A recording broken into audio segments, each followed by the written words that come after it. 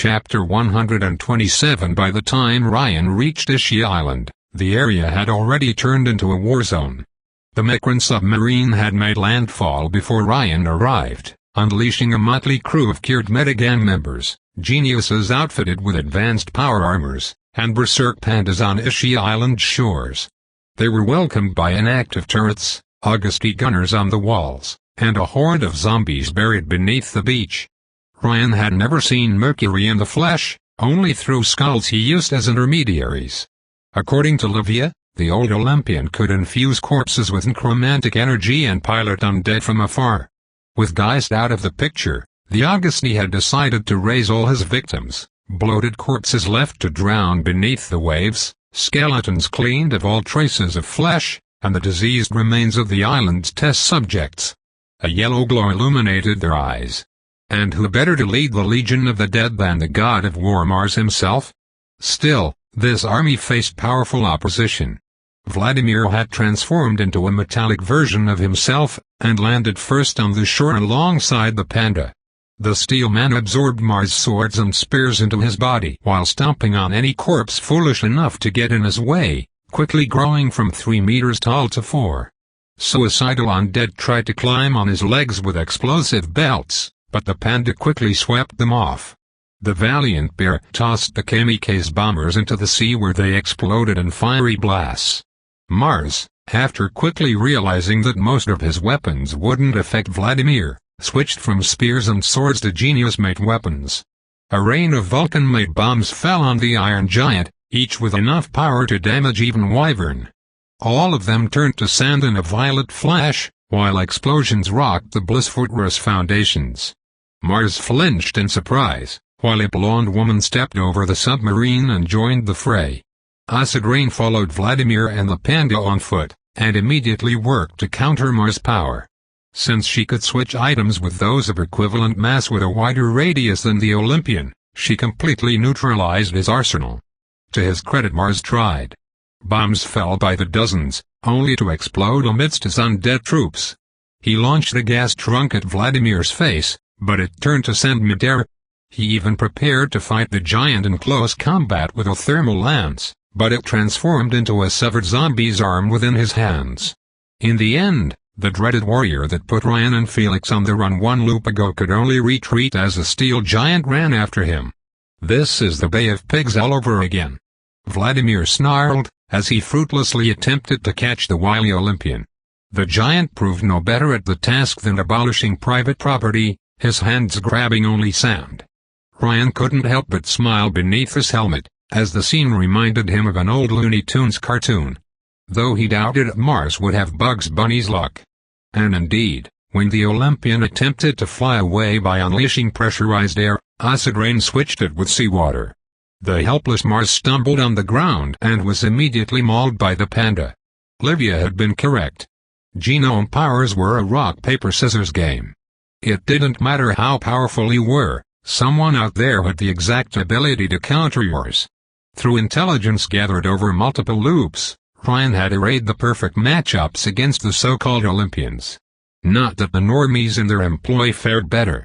Shorty had bubbled a dozen gunners, while a trail of explosions on the beach followed Felix as he blew up undead left and right. The doll provided suppression fire with a red flux minigun, her own Mecran-made power armor shrugging off bullets. Worse, Vulcan's security system had failed to activate and intercept the invaders. At first Ryan thought his own geniuses had done it. Before noticing multiple Augusty trapped inside their own power armors, unable to move. Livia, you cheeky little spider, that's who you called. Ryan couldn't help but laugh. Still, he wondered how Vulcan had the time to sabotage the defenses. Since the power armor she had created suffered from the same problems as the turrets, the courier assumed his ex-girlfriend had put a kill switch inside her creations since their inception. Insurance in case the Augusty leadership turned against her. And she had cashed in. Still, though the attackers were clearing out the beach, the defenders on the fortress walls held their ground. Having expected an assault by Dynamis, they had reinforced the ancient castle with anti-air defenses and heavy artillery. Once their allies on the ground were defeated and the risk of friendly fire reduced, They started dropping shells on the beach. Though their projectiles couldn't hold up Vladimir's advance, and in fact only fueled his growth, the others had to take cover or run behind the giant. Some of the Killer 7 were among the defenders, with Vamp and Night Terror using rocket launchers, Sparrow unleashing deadly volleys of lasers from her hands, and Mortimer disdaining the heavy artillery for a subtle but deadly sniper rifle. Ryan circled the fortress from above, trying to locate the more dangerous Cancel and Pluto. Some August E gunners noticed him and tried to shoot him down with anti-air cannons, but the courier froze time and retaliated with shockwaves. Cannons exploded one after another, sending defenders tumbling down the walls.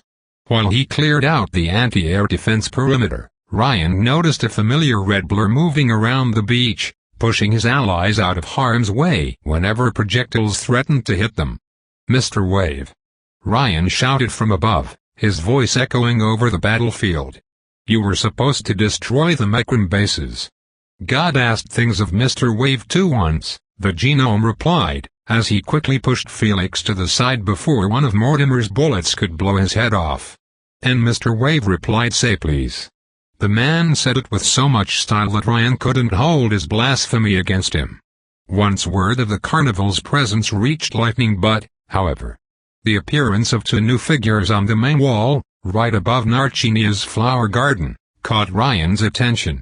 They emerged from a reinforced door, the first with the same cheery smile always plastered on her face, the second with a furious scowl. "Maddie, Cruella and her Dalmatian at 12 o'clock high," Ryan said through the communicator, as the two killers joined Mortimer, Vamp, and Night Terror. No one answered, so the courier guessed the silent assassin was already in position. "Sweet, I don't know where to start," Cancel shouted over the song of bullets, raising a bazooka towards the beach alongside her comrades while wearing riot gear. Unlike her subordinate, Pluto didn't bother with body armor. She didn't need it, or so she thought. "Traitors first," the Augusty underboss hissed while glaring at Felix. Already, Ryan noticed the sand below the kitten's feet shifting in strange and dangerous ways. "I should have killed him long," she didn't finish her sentence, as a tranquilizer dart hit her in the neck, and another hit Cancel right below the helmet. The latter instantly turned her bazooka at the attack source while Mortimer did the same with his sniper's rifle, but saw nothing. Pluto hastily tried to remove the dart, but her hands fumbled before they even reached her neck. The Augusty underboss who had nearly killed Ryan in the past, and successfully murdered countless others, stumbled and collapsed. Night Terror dropped his cannon to catch his superior in his arms, but Pluto had already fallen into a catatonic state. Though Ryan knew tranquilizers usually took minutes to affect their target, the Alchema made an aesthetic spread through the genome's bloodstream and nerves in seconds. The courier had seen Pluto's power in action enough times not to take any risk with her. She had to be dealt with swiftly with no chance to activate her death curse. Cancel, who was just as dangerous, fell unconscious on the wall's bricks. An invisible assassin had taken out Pluto and Cancel before they could even enter the game, and brought a partner. When Shroud became visible on the walls right behind the Killer 7 with a glass-coated tranquilizer gun in his hands, so did his lucky charm. Ryan had to admit that her glass armor fit her like a glove, especially when she removed her helmet and let her golden hair flow. "Fortuna?" Vamp choked while drawing a handgun and pointing it at the couple. Mortimer and Night Terror exchanged a glance. "You're working with them?" "I am," Lady Luck replied with a determined frown. After receiving Alchemo's memory treatment, she had remembered how the Killer 7 had tried to murder her brother in the previous loop. And she didn't forgive. "Morty, Richie, don't make this hard." Mortimer immediately dropped his sniper rifle, to Vamp's dismay. "Mortimer, you coward. They've got a living luck charm and call it our power canceller," he said with utter defeatism, before falling to his knees with his hands behind his head. "Poor old Mortimer ain't rolling the dice." Vamp snarled and tried to open fire at the duo, only to slip on a brick. She barely had the time to scream before she stumbled over the wall and fell on the sand below, head first. "See?" Mortimer asked with a shrug. "It's quicker this way." Night Terror glanced at the unconscious Pluto, Then at Shroud's tranquilizer gun. "I surrender," he said meekly. The sun was still up, and so he couldn't use his power. "Good," Shroud replied before knocking him out with a dart too, just in case. Only Sparrow remained, and she was too busy trying to keep the giant Vladimir away from the walls with suppression lasers to interfere. "This leaves only Mercury and Bacchus inside." "I'll deal with them," Ryan said while landing on the walls and blasting the nearest reinforced doors with shockwaves. A faint mist slipped inside the fortress, almost invisible. "It's been a while since I've attended mass." "No way, my sister is inside and they confiscated her phone," Fortuna complained. "I'm coming." "Sorry, he has range and your lucky charms won't work on Bacchus. He did take an oath of celibacy." "That, and Fortuna's power wouldn't protect her from a telepathic assault." "You're sure?" Shroud asked while keeping Mortimer at gunpoint. "Your power won't protect you. And that's where you're wrong, my friend," Ryan replied, before stepping through the blasted doors and into the fortress. "I have a guardian angel too. Though Bacchus would probably consider it a demon." The courier walked into a steel hallway, the shadows of Shroud and Fortuna vanishing behind him. All guards had moved outside to defend the perimeter, so nobody dared to stop the courier's advance. None but the voices. Coming inside alone was a mistake. Though Bacchus' voice echoed in the corridor, Ryan didn't see him anywhere. Nor did the armor's sensors pick up a sound. The words existed only in the courier's head. "Despoiling this holy ground was a sin. Can I confess my sins while hauling you out of here?" Ryan remembered the fortress plans from his previous visit, and suspected that the priest awaited him in the Bliss Production Center. "This place is lost, Father. All you sinners did was invoke the wrath of God. I already sent word to Augustus." Which meant Ryan had no time to waste. "I should have called myself Joan of Arc," the courier said before smashing through a blast door blocking his path with shockwaves. The steel doors fell on the ground with a loud noise, though only darkness awaited beyond the threshold. The courier suddenly realized something was wrong with the architecture, though he couldn't put his finger on what. The corridor's angles looked perfect, too perfect, the ceiling too smooth. "All spirits are linked, by the grace of God, yet you have turned away from it." Bacchus' voice sounded almost warm and soothing. "This place is a temple to its glory, which your mere presence desecrates." "Good, just let me grab Narcinia and bring down the roof, and you won't have to suffer my wits anymore." Ryan briefly froze time, the world turning purple. The darkness in front of him vanished, a wall of dented steel standing up where the blast door should have been. The real blast door had been to his left, and intact. "I won't let you," Bacchus said as Ryan let time resume and unleashed a shockwave to his left, dispelling the illusion. "She is a bridge between us mortals and my God, too precious to be sacrificed to the likes of you." "She is what, 13? 14? Ryan snickered before continuing his progress. Lamps in the ceiling flickered, and shadows shifted all around him. "That's like 5 years too old for you. I see that even my salvation cannot reach you now." Bacchus' voice let out a sigh, and the blast door magically reformed behind Ryan. "But all sins are forgiven in death. Once I have peeled away your mind to nothingness, your corpse will bolster the cohorts of the risen." And Bacchus attacked. The ground collapsed beneath Ryan's feet, making him stumble into a black abyss with fangs and teeth. The courier activated his jetpack, but a serpentine tongue caught his ankle and dragged him into the darkness. "This is all in my head," Ryan thought, but his own brain wouldn't believe him. When the fangs closed around his stomach and tore him in half, the pain felt very real. Ryan immediately activated his time stop, and when the world turned purple, the courier stood inside a security checkpoint room with only computers for company. He hadn't even activated his jetpack. When he had fought Night Terror in the past, Ryan had noticed that his time stop briefly dispelled illusions. The courier suspected that telepaths worked by broadcasting thoughts through blue flux, and they couldn't do so in a frozen world. Unfortunately, the illusions reasserted themselves the moment time resumed. The next telepathic attack took the shape of a tide of blood swallowing Ryan and seeping into his armor. The courier instinctively held his breath, but the red liquid bypassed his lips and started filling his lungs. His vision blurred as he drowned into the red ocean, the laughter of bloodstream resonating with the waves. Ryan knew this was all an illusion, and unlike night terror, it didn't look like Bacchus could inflict real damage through hallucinations. However, the priest didn't have to harm the time traveler, only to delay him. If Augustus fell on him while blinded by illusions, the courier might as well be a sitting duck. Another time stop dispelled the red flood, and Ryan used shockwaves on the floor below his feet. The ground collapsed when time resumed, but when the time traveler fell, the whole went on and on forever. A hideous alien cacophony erupted around him, as strident as the scream of children. The twisted illusion made the courier's ears bleed and his vision blur. No, Ryan realized as the cacophony became deafening, not illusions. Insanity.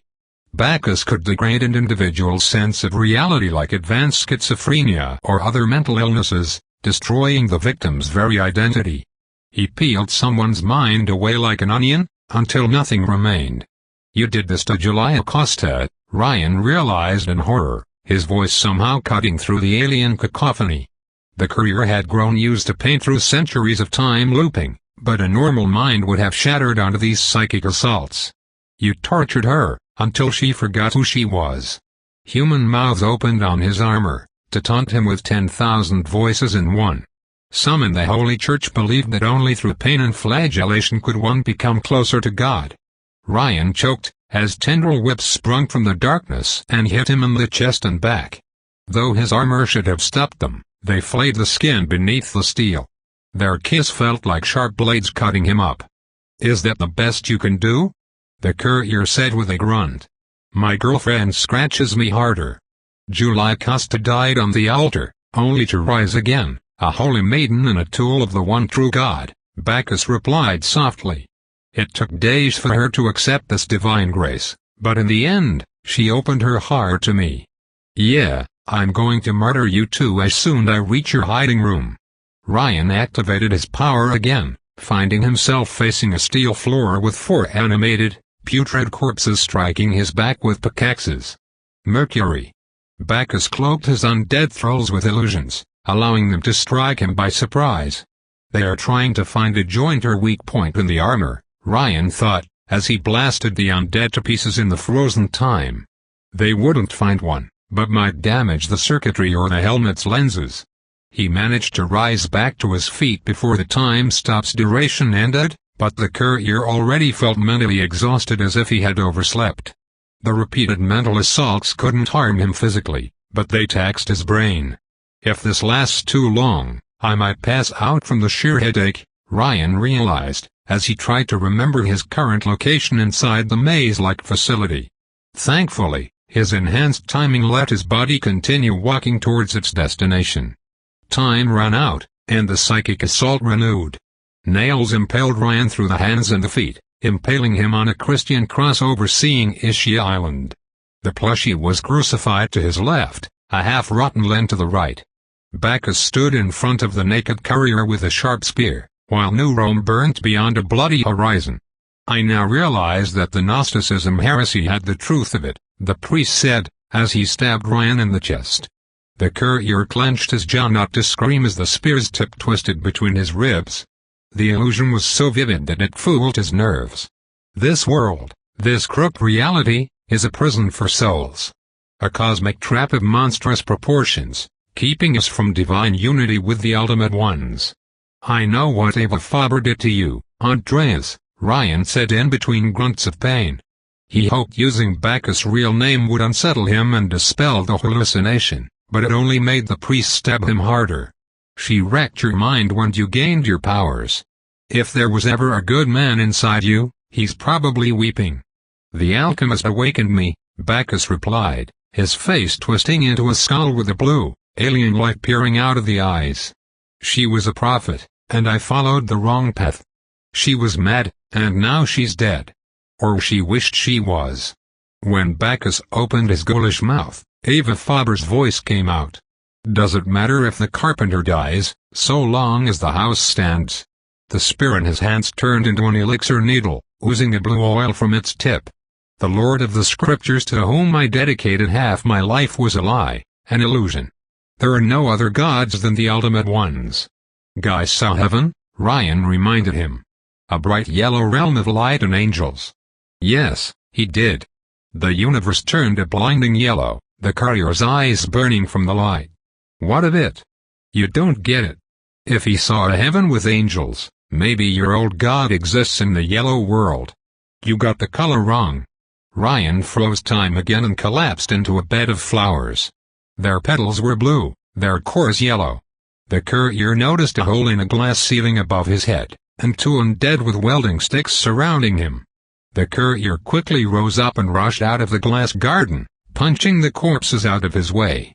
He had somehow made his way into the Bliss Labs in the facility's heart, and quickly guessed why. His enhanced timing sense.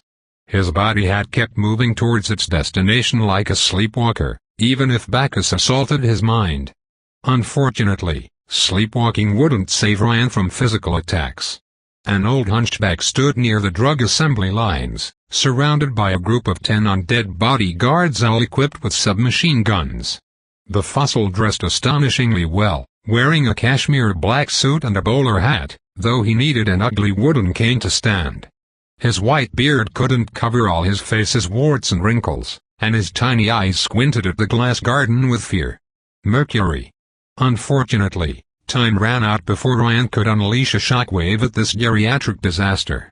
The entire facility turned bright blue. A psychedelic light show blinded the time traveler to reality, the assembly lines turning into streams of shining data, the ceiling into the water, and the floor into an empty sky. Rain fell down on the courier, but the raindrops turned into blades when they hit his flesh. Bullets, Ryan thought fearfully, before suddenly remembering he had his armor on. Or at least, he knew he still had it, even if his senses told him otherwise. The longer Bacchus' hallucinations affected him, the harder it became to remember what was real or not. Your faith wasn't all that unshakable, wasn't it? The time traveler taunted his tormentor.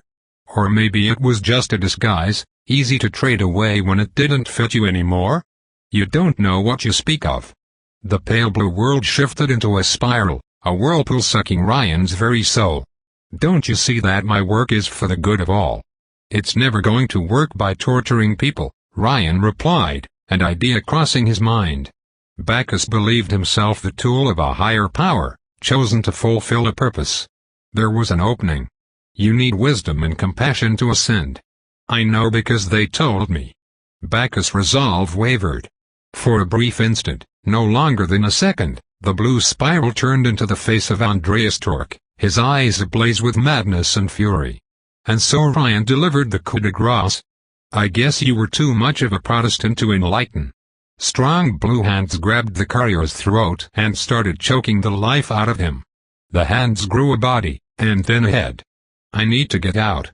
The illusory Bacchus screamed, and as he spoke his visage twisted into an abomination with 4 eyes and 2 mouths. I need to escape. I need to be free. Ryan attempted to activate his time stop, but his brain hurt when he tried to. His vision blurred, as fingers tore into his skull to rip open his brain matter. And Bacchus kept ranting, his eyes dividing into a nightmarish kaleidoscope. I can't stand this reality, he shrieked. It's all wrong. It's all twisted and broken. Somewhere in that brain is the key, the door, the way out. The illusion flickered into nothingness, and Ryan didn't even need to stop time. The courier awoke to reality slammed against the Bliss assembly line by a group of undead, 2 of them trying to remove his helmet with welding tools. Mercury observed the process from a safe distance, still believing Ryan to be under his colleague's influence. The courier stopped time, forced the undead off him, and charged at their necromancer. Boo, Ryan said as time resumed, Mercury's eyes widening in terror. He punched the old man in the face with enough strength to break his jaw. The ancient genome dropped his cane and fell on his back, completely still. His undead collapsed at the same time as him, the yellow light in their eyes vanishing. One less pension to pay, I guess, the courier japed, before almost stumbling from the mental pain. A green flux flash blinded him for a second, as the armor tried to heal him. It helped a lot with the exhaustion, but little with the headaches. Ignoring the pain racking his skull, the courier checked the unconscious Mercury's pulse, confirmed his survival, and continued his journey deeper into the production center.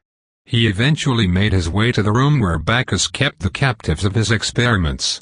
Ryan found the priest wriggling on the floor, scratching his neck as a sentient mist filled out his lungs. The time traveler's eyes wandered at the cages around him, where drugged-out test subjects with hollow gazes waited in their own feces. One pair of eyes looked towards the courier with intelligence, and a great deal of fear. Bacchus' eyes looked up and vanished behind his eyelids, but when the mist exited his throat, the courier could still hear him breathe. "Took you long enough," Ryan complained, as Bianca reformed next to her unconscious victim. "Give me a break, it was hard to find him." His former vice president squinted at him. "You're all right?" "My head hurts like hell, but I've felt worse." The plan had been for Ryan to act as bait for Bacchus' attention while Bianca crept up on him. The courier had suspected, correctly, that the telepath would have a hard time noticing a creature without a brain. But still, he hadn't expected the experience to be so harrowing. "You're not all right," Bianca said with concern, before glaring at Bacchus. "Why did you want him alive?" "I could have burst out of his lungs easily enough, alien style. I promised I would bury him along with this place." A part of Ryan still wanted to pull his gauntlet's trigger. But unlike some Ivor a madman I know, he didn't choose to become a monster. If Alchemo can cure his broken psyche like he did with Helen. That, and since Ryan might not have a do-over this time, he didn't want to regret anything down the line. A part of him would have always wondered if he had condemned a sick man to death when other alternatives existed. "That's awfully optimistic." Bianca shrugged. "But I would have said the same of me." Ryan looked in front of the cages, stopping in front of one with a terrified teenager inside. "It's all right," the courier tried to comfort her, as he tore off the metal bars with his bare hands. "We're here to help." Narcinia didn't make a move to escape her cage, keeping her arms around her knees in a fetal position. She looked at her rescuers with terror, a red mark on her cheek. Someone clearly slapped her not too long ago. It almost made Ryan regret sparing that sorry excuse of a priest. "Bacchus and Mercury are neutralized," Ryan told Shroud through his armor's intercom, the green flux finally removing his headaches. "We've got Narcinia and the test subjects, but she's not well." The answer came swiftly.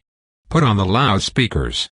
When Ryan obeyed, it was Fortuna's voice that came out, brimming with concern. "Narcy, are you all right? Sis?" Narcinia's eyes lit up with hope. "Sis, is that you?" "Of course it's me, silly." Fortuna marked a short pause. "What happened to you? You sound so. It's Father Torque, he." Narcinia suppressed a sob. "When Mr. Geist vanished, he wouldn't let me leave and took my phone. He didn't even let me see Dad. When I tried to go back home, he. Her sister's voice turned reassuring and affectionate. "It's all right, Narcy. I'm here, we're all here. We're getting you out of this cursed place."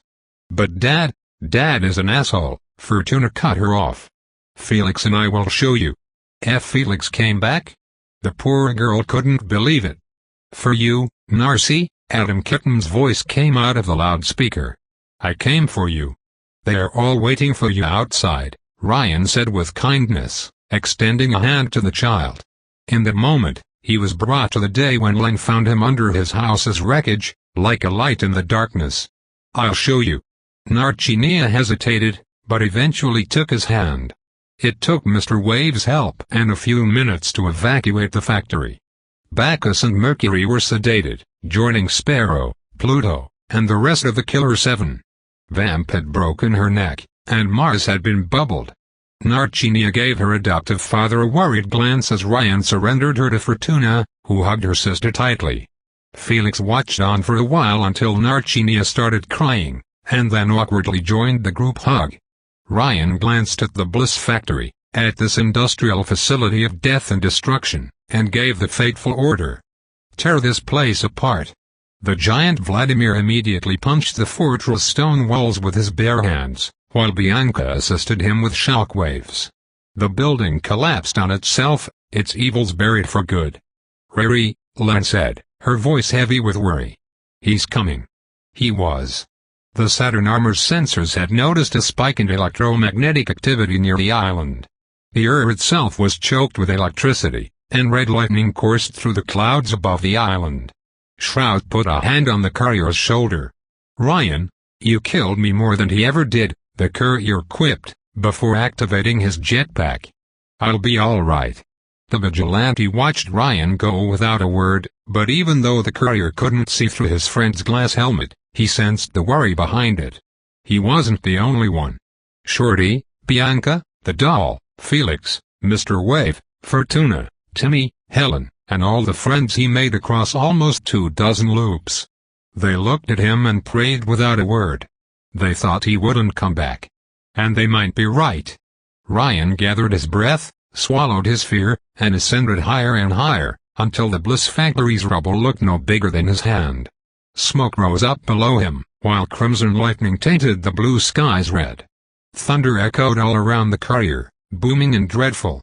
A thunderbolt coursed through the heavens right above his head. "I love the dramatic tension," Ryan said, looking up. "You sure know how to make an entrance." An ivory statue slowly descended from a cumulonimbus, shrouded in a crimson, electric aura. It would have hurt to even look at his face, but Ryan's lenses allowed him to see the furious, murderous scowl behind the crackling lightning. Streams of ionized, whitened winds swirled below the discount deity's feet, allowing him to fly. Instead of stopping at the courier's level, Augustus floated a few meters higher to better look down on him. "Who are you?" There was no fear at all in his voice, but his clenched fists betrayed his anger. "The architect of all of this, I presume." "My name is Ryan. Ryan Romano." The courier heard a scratching sound from within his backpack. "I've been called Quicksave, but for you." Ryan raised his fists and adopted a fighting pose. "I guess King Saturn will do it. Is this my titanomachy?" His eyes squinted at Ryan with contempt and arrogance. "This did not end well for your namesake the first time. Today will be no different." "Well, the good thing about do-overs," Ryan replied. "They can turn failure into success. We will see how brave you are when nailed to a cross, bearing witness to the death of these fools who followed you here." Augustus' voice deepened like thunder, his gaze brightening. "Let's go." Chapter 128. A part of Ryan always knew it would end this way, ever since he first set foot in New Rome. He had tried to get away from this battle, to run circles around it, to delay it, to outthink it, but he couldn't run away from it. In the end, all he could do was stand his ground and fight. And that he did. A mighty crimson bolt struck him in the chest, the electricity redirected by his armor's circuitry. Though the lightning would have fried a man alive, it dispersed harmlessly to the false god's dismay. Ryan immediately activated the gravity gun in his chest while Augustus was briefly startled, firing a black sphere straight at his foe's stomach. Augustus quickly caught the projectile with his left hand as if it were a tennis ball, and found himself trapped. The black sphere pushed him backward and above, higher towards the skies. Ryan gave pursuit, both foes flying above the clouds in a perilous ascent. Dynamis. Augustus clenched his jaws, his eyes ablaze with rage as he recognized the technology. "I knew it." He attempted to crush the black sphere with both hands, but though its surface bent and cracked before the iron grip of his fingers, it resisted. Ryan calculated the angle as they ascended, the blue in the skies giving way to darkness. The stars became visible beyond the ozone layer, while New Rome's gulf looked no larger than a pond beneath them. The courier wondered if he would be able to see Goal's rocket from this altitude. His hopes of watching Augustus follow the undead in Alphonse Manada into interstellar exile were quickly dashed. "There it is!" Mob Zeus shouted, the electrical halo around him becoming so bright, so illuminating, that it would have burnt Ryan's eyes were it not for his helmet's lenses. The supreme lightning of victory. The absolute power, that sunk islands, turned castles to dust, and split the atom. Ryan's armor sent alarms about abnormal electromagnetic activity, so the courier immediately backed away and fled west. Augustus became a burning star above his head, and then exploded in a cataclysmic light show. A burning supernova of crimson plasma set the atmosphere ablaze, unleashing a blast that rivaled Ryan's own bomb. A wall of fire erupted in the skies, expanding in a spherical wave of energy, annihilating all in its path. Crimson thunderbolts coursed in all directions, tainting the black void of space red. The sheer thermal wave heated up the air, starting a blast of burning air stronger than a hurricane and faster than sound. Ryan froze time, and though Augustus' crimson lightning kept working in the frozen time, it did halt the enormous blast of displaced, superheated air. Putting all power in his jetpack, the courier broke the sound barrier and outpaced the fireball. Even though he managed to avoid the worst of the blast, the cashmere poncho over his armor went down in flames, and the heat made his armor's paint peel away. Even though the fireball now spanned kilometers, the shock wave eventually weakened and died. Ryan glanced over his shoulder, to see a dying crimson sun fill up the heavens above him. Was that why Augustus' red elixir had given him lightning manipulation? Because he associated it with godhood and power. Ryan supposed that the orange one had made Mob Zeus' feeling of being untouchable uncomfortably real. Worse, the catastrophic detonation confirmed what the courier had long suspected. Augustus' lightning generation had no upper limit. Yes, lightning but needed a little time to generate anything stronger than a thunderbolt, but he could produce enough power and heat to create nuclear explosions. Maybe he could even manipulate electrons to somehow break atoms. No wonder Mob Zeus had managed to sink Malta. If given free rein, he could probably destroy human civilization on his own. Ryan couldn't allow him to do so. A shadow emerged from the blinding light, chasing after the courier, and quickly gained ground on him. The sheer power and speed of Augustus' flight caused a small tornado to form beneath his feet, and no black sphere impeded the living statue anymore. Ryan hastily turned around to face his nemesis, flying with both fists raised before him. Augustus answered the challenge by smiting the courier with a torrent of bloody lightning. Instead of dodging, Ryan flew straight through the thunderstorm, pushing his power armor's resistance to the limit. The Saturn armor stockpiled the lightning in an internal battery, but the sheer voltage strained it. Still, it allowed the courier to emerge from the lightning right in front of a surprised Augustus. Ryan froze time, and punched lightning but in the left cheek. Black particles surged around the courier's fingers, swallowing his hand in darkness. In this punch, Ryan poured all his memories of watching Bliss victims wasting away, of finding Narcinia in a cage, of Augustus striking Hargraves while the world came to an end, of Mars trying to murder his own son, of Pluto successfully killing Fortuna, of all the hideous crimes he had seen take place under Mob Zeus's orders across his adventures in New Rome. Ryan's hand hit lightning but with so much strength, so much weight behind it, that the blow reverberated across the Saturn armor. For a brief moment, the time traveler worried that his power hadn't grown strong enough to inflict substantial damage, that all his efforts had been for naught in the end. And then the split appeared.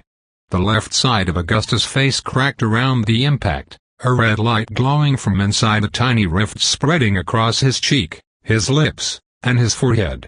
The blow sent the god wannabe falling down, but he quickly regained control of his flight.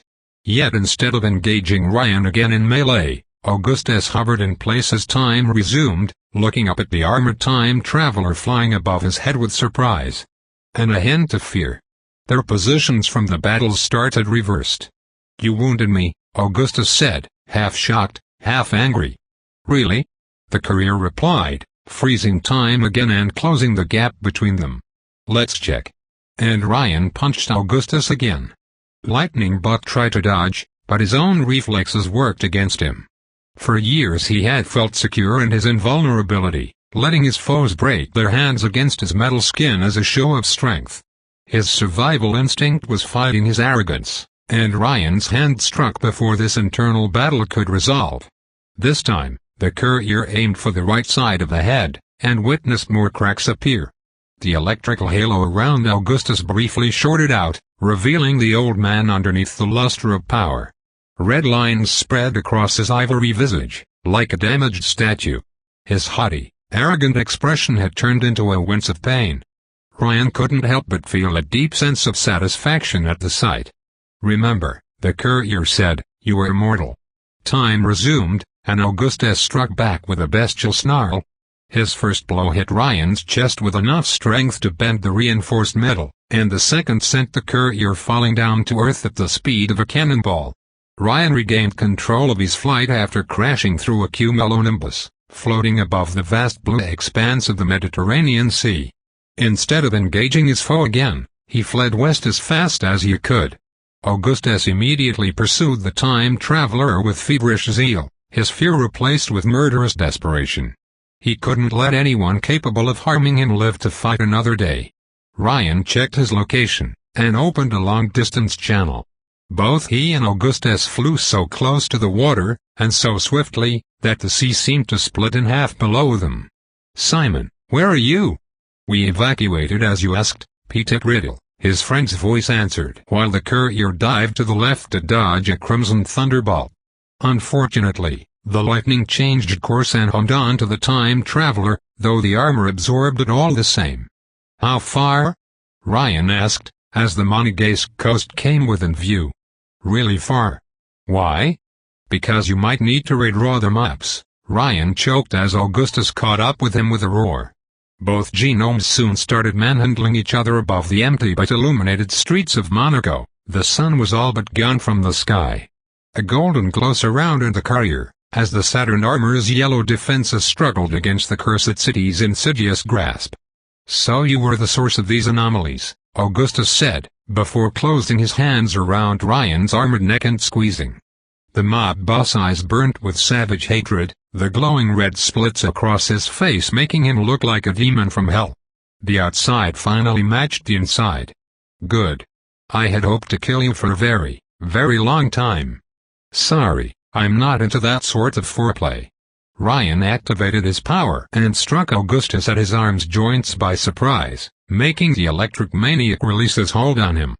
Mob Zeus attempted to punch him in the time anomaly, but the courier swiftly drew upon decades of judo practice, grabbed his foe's arm, and tossed the ivory man towards the city.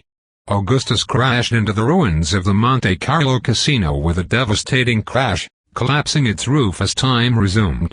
Ryan immediately retreated outside of Monaco's airspace, and delighted upon seeing Augustus disappear in a bright flash of violet light. The golden glow around the Saturn armor vanished as soon as he crossed the Monegasque border and the fortifications Simon had set around the city. The courier considered delaying his save until after he slept and confirmed he wouldn't wake up in Monaco, before remembering he couldn't. Still, Ryan let out a sigh and took a moment to observe Monaco as he gathered his breath. He had worried that Augustus would prove immune to that too, but thankfully, even an invulnerable man couldn't escape this cursed city's grasp. The time traveler didn't wish an eternity fighting clowns on anyone, but lightning had more than earned it. Ryan prepared to call Olivia to announce the news, when his armor's sensors noticed an anomaly. An electromagnetic spike.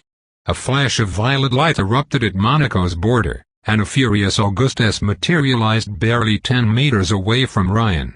The startled courier froze in place for a split second and instinctively halted the march of time. But Lightning didn't slow down and tackled his foe, both of them flying towards the hills overlooking Monaco. What? How? Did Augustus' invulnerability grant him immunity to Monaco's grasp? No, something far simpler had happened. Monaco had let Augustus go, either out of terror, or most probably, out of sheer spite. The evil pocket dimension would rather screw Ryan over one last time than have a new prisoner. The two enemies' flight ended at the Tate-Chen promontory, where the courier's adventure in Monaco first began. Augustus smashed Ryan's head against the pavement with enough strength to crack the helmet's lenses, and the courier's vision briefly blurred.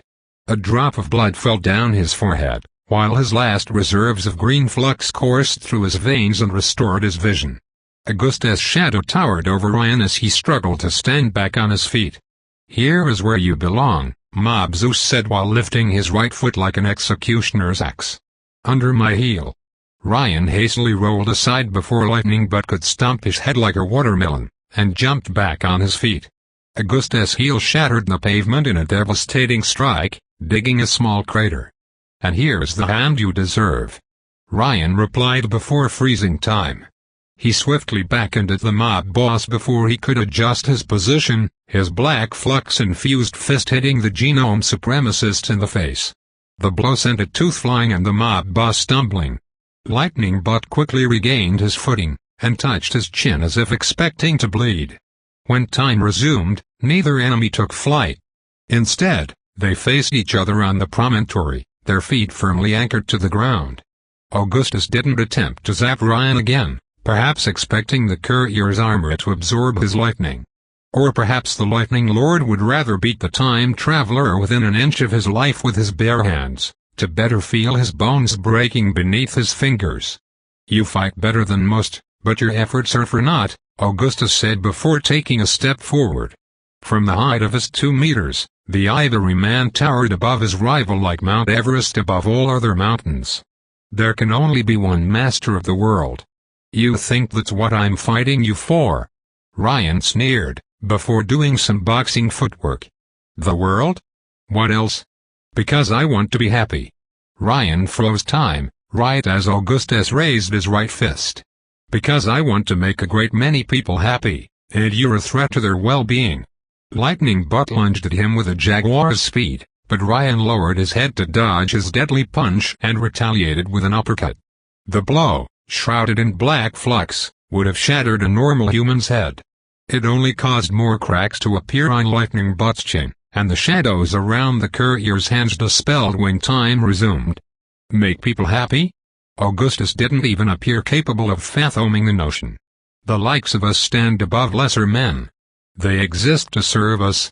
We don't exist to serve them. It is our will that decides what is right from wrong. It is our destiny, our divine right, to remake the world as we wish. The Ivory Man tried to strike Ryan while he waited for his countdown to end with a haymaker, but the courier swiftly dodged this blow too. Make people happy? You sound like Hargraves. Augustus sneered in disgust. Such weaklings are not meant to live. Yet I made Livia happy, Ryan replied, as he counted from 9 to 10. While you only ever brought her pain and sorrow. The mention of his daughter hurt Augustus more than the punches ever did. You dare mention her name? She didn't warn you about me because she knows it too. Ryan froze time, black flux swirling around his fingers. That you're an irredeemable piece of shit. Even if she still loves you, she understands that you've got to go. It doesn't matter, Augustus replied, lying to himself. Once you're out of the picture, I will make everything right.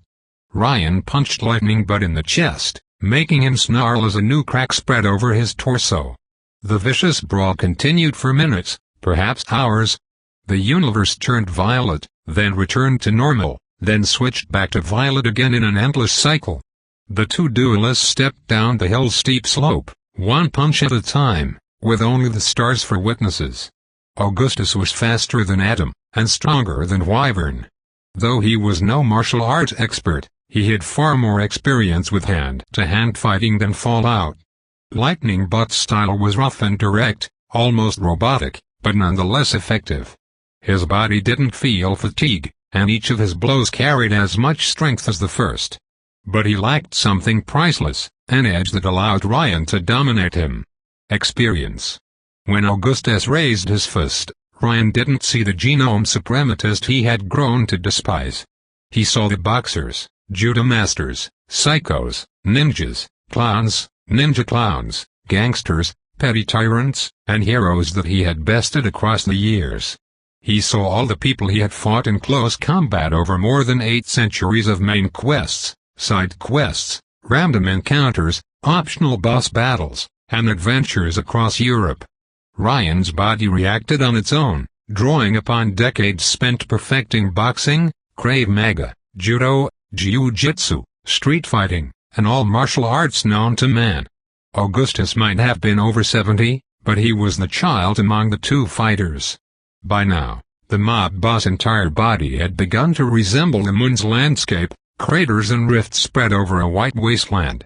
He tried to dodge and to parry Ryan's blows sometimes, but his own reflexes worked against him. Having never needed to dodge an attack or protect himself in over 20 years, Augustus had developed an over-aggressive fighting style, all relentless attacks with little focus on defense. It would have been enough to overwhelm almost anyone, but Ryan's reflexes had been honed to perfection over centuries. The courier focused on dodging the enemy's strikes, and counterattacking whenever an opening presented itself. The damage he inflicted wasn't only cosmetic.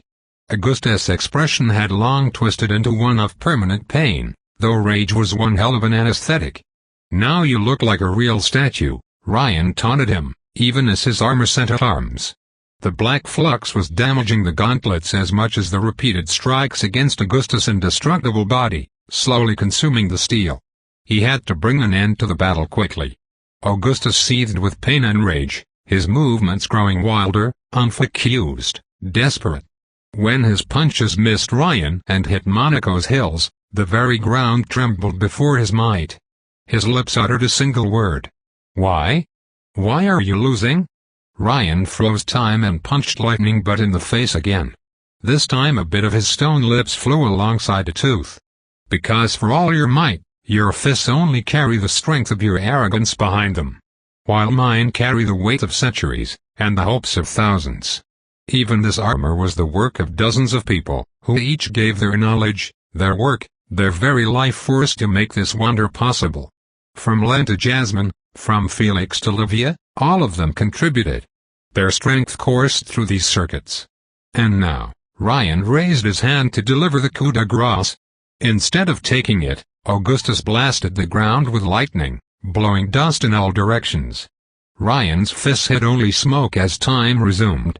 When the cloud dissipated, Lightning Butt had taken flight and loomed over the courier. "Your power works through your hands, and only within that temporal anomaly of yours," Augustus said, a crimson electrical current coursing through his cracked skin. "Your other weapons are useless against me." He zapped Ryan with a torrent of crimson lightning. The Saturn armor absorbed it, but when Ryan activated his jetpack to catch Augustus, the warlord denied him the privilege of another brawl. Lightning Butt bravely ran circles around his foe, bombarding him with shock and thunder. "Running away, are we now?" Ryan taunted the mob boss as he chased after him. "Puny god." Augustus answered with another lightning bolt. Unwilling to overcharge the armor's limited stockpile capacity, the courier dodged to the side, but like before the thunderbolt acted like a homing missile and hit him at light speed. Warning, remaining capacity at 0.5%.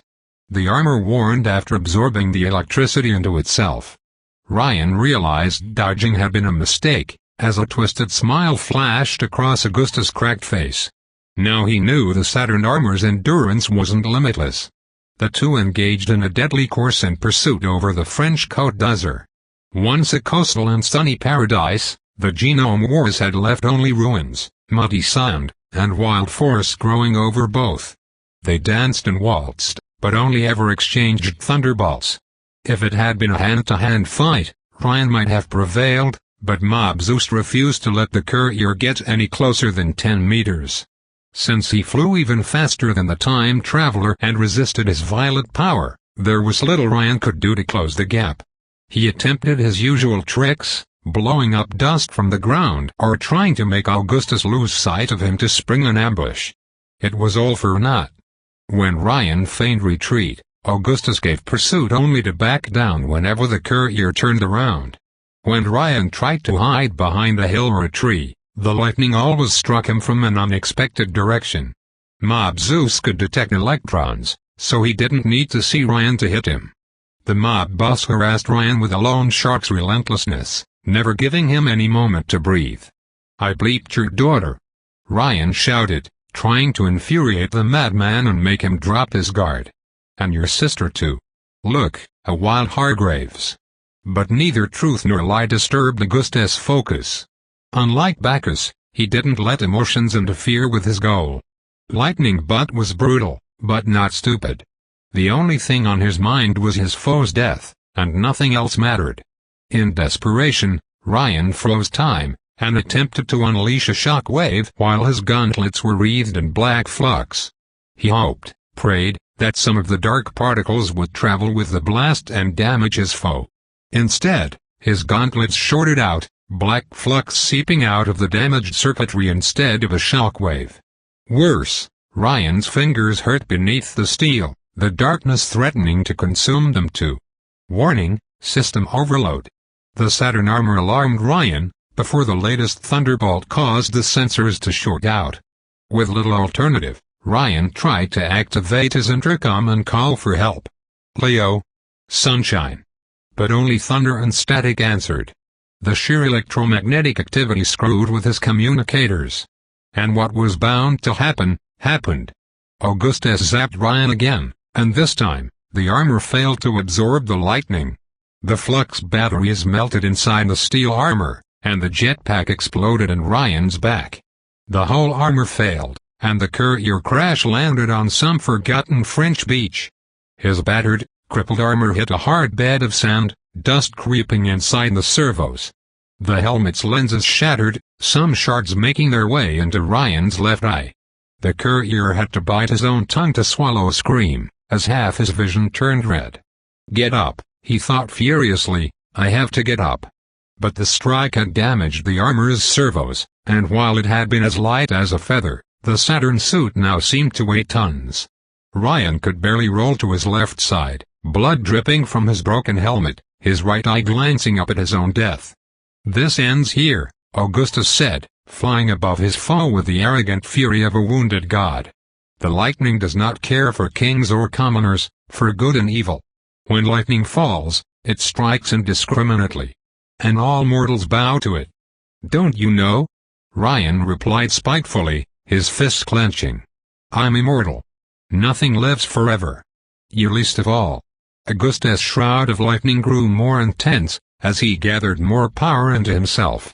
Scraps of his skin peeled off and fell into the sea, revealing the adamantine flesh and pulsating lightning veins underneath. He would gather enough energy to power all of New Rome for a year, and vaporize Ryan with it. Centuries of training, 24 runs spent preparing, billions of euros worth of resources gathered. And it still wasn't enough. It can't end like this, Ryan thought, his hopes faltering. If he couldn't go back in time again, he wouldn't have a do-over. Augustus would kill him, and then follow through with everyone in New Rome. This isn't a happy ending. I am a god, Augustus said, his light as blinding as the sun. You are just a human being. Ryan's guardian angel woke up. Its white, furred form crawled out of the broken backpack and the damaged armor. It hopped on the sand in front of Ryan's face, and looked at the courier with big, sad blue eyes. The same sorrowful look it had while in the bunker. No, Ryan pleaded. I will always be your friend, the plushie replied, its pre-recorded voice morphing into another, alien one. Then it bravely jumped at Augustus, claws out and firing lasers from its eyes. Even the plushie's weaponry paled before Augustus' light, as the false god struck down the beach with his thunderbolt. The crimson lightning fell down with enough power to vaporize a city block, turning the night sky red. It never reached Ryan. Instead, the plushie took the hit, its mechanical body disintegrating from the sheer heat and voltage. The toy had barely let off a meter above the courier, but the lightning focused into a single point, a violet tear in the very fabric of space and time. A thumb-sized looking glass peering through other realities. A portal. Much like Ryan's time anomaly, plushie had always existed between two universes. It was a gate. And Ryan was the key. Suddenly, all fell into place. Loops of subtle nudging, of not-so-random coincidences and careful preparations, forming a chain of cause and effects. All to leave that door open at the right time. Using the last of his strength, the courier forced himself to his knees, froze time, and grabbed the portal with his bare hands. Violet and black particles swirled around his fingers in a deadly dance of light and darkness, consuming Augustus' divine lightning. Space itself bent and broke, as the time traveler forced the gate open. Otherworldly, alien energies seeped into Earth's reality like blood pouring out of a wound. From the sides of a thumb, The portal's size increased to 2 meters in diameter. And so did its appetite. Sand, seawater, and air all floated into the rift, unable to resist its pull. Augustus' eyes widened in surprise, and he attempted to fly away. But the rift consumed the air beneath his feet and made the living statue fall down into this violet hole. As Mob Zeus entered his reach, Ryan grabbed him by the ankle, the adamantine flesh feeling as soft as butter between his blackened fingers. The time traveler dragged his nemesis into the otherworldly abyss as the gate closed behind them. The stream of violet flux intensified and swallowed them whole. The two genomes had entered the purple world.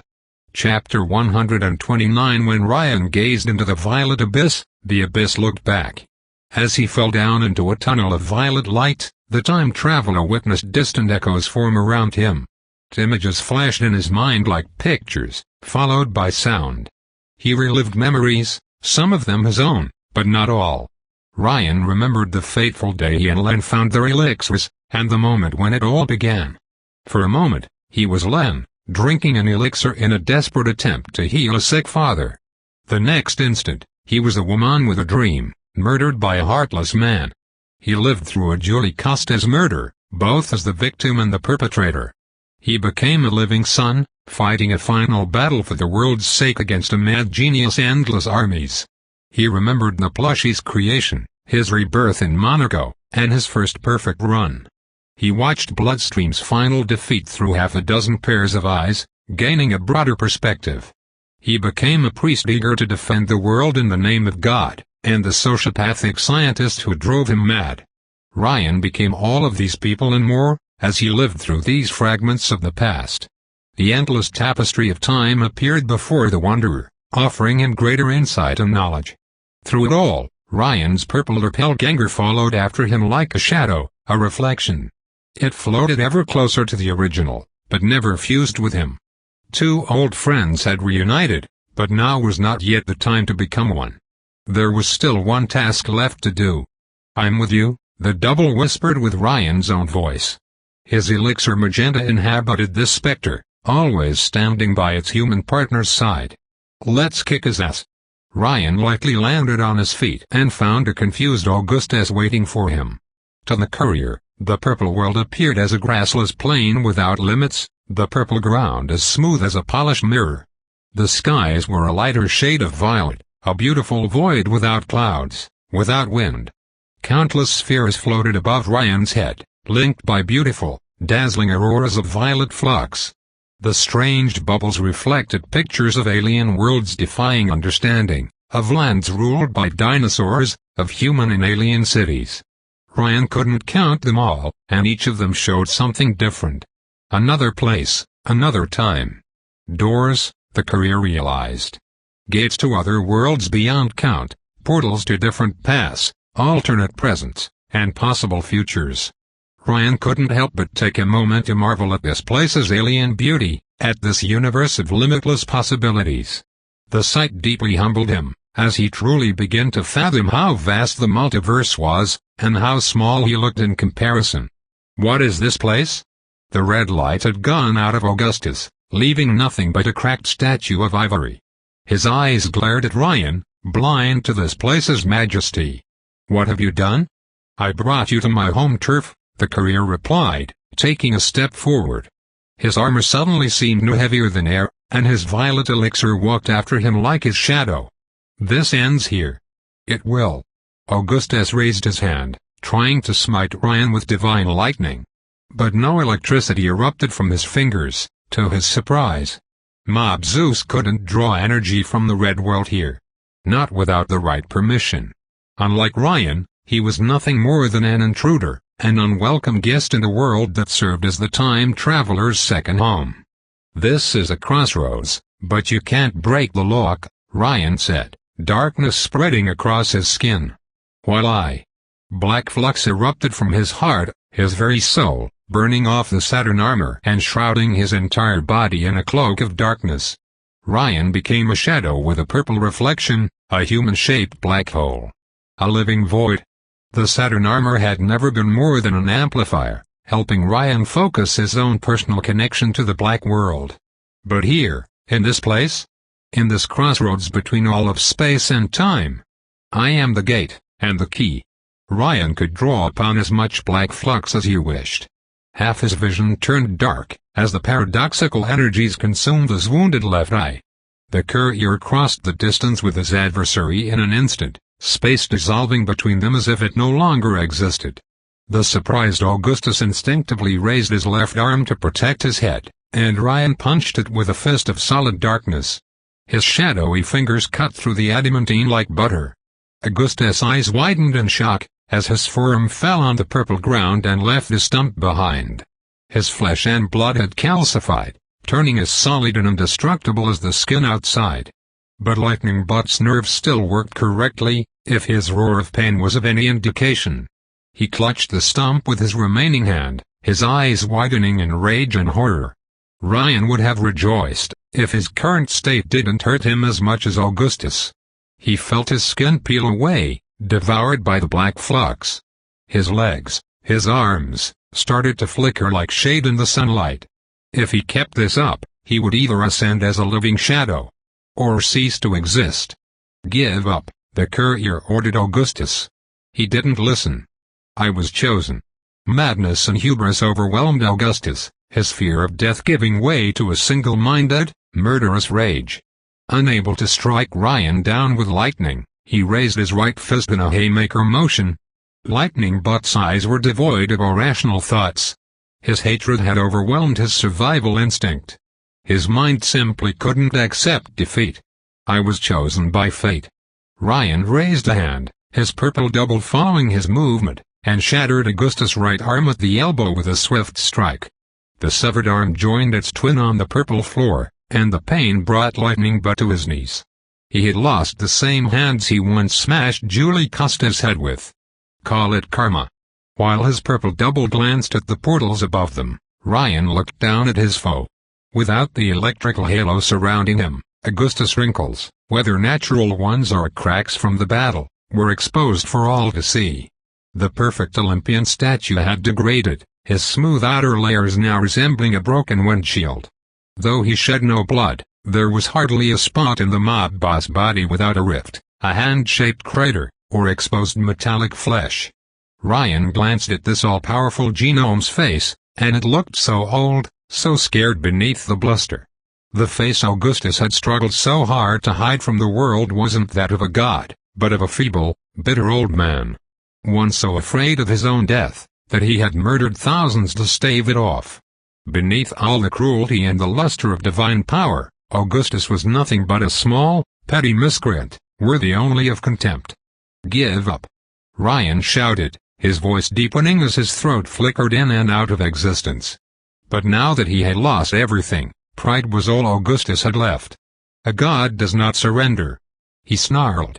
A true god was listening, and made its presence known. The portal bubbles dispersed, pushed away by an invisible cosmic force. The smooth ground beneath Ryan's feet undulated like a water pond's surface, and the flux auroras brightened. A humongous shadow covered Ryan and Augustus, making them raise their eyes at the alien skies. The violet ultimate one descended from the heavens above. Ryan had only caught a glimpse of the entity in the past, but now it revealed itself in its full, cosmic glory. The courier had vaguely mistaken it for an inverted pyramid, but on a closer look, it appeared far more complex.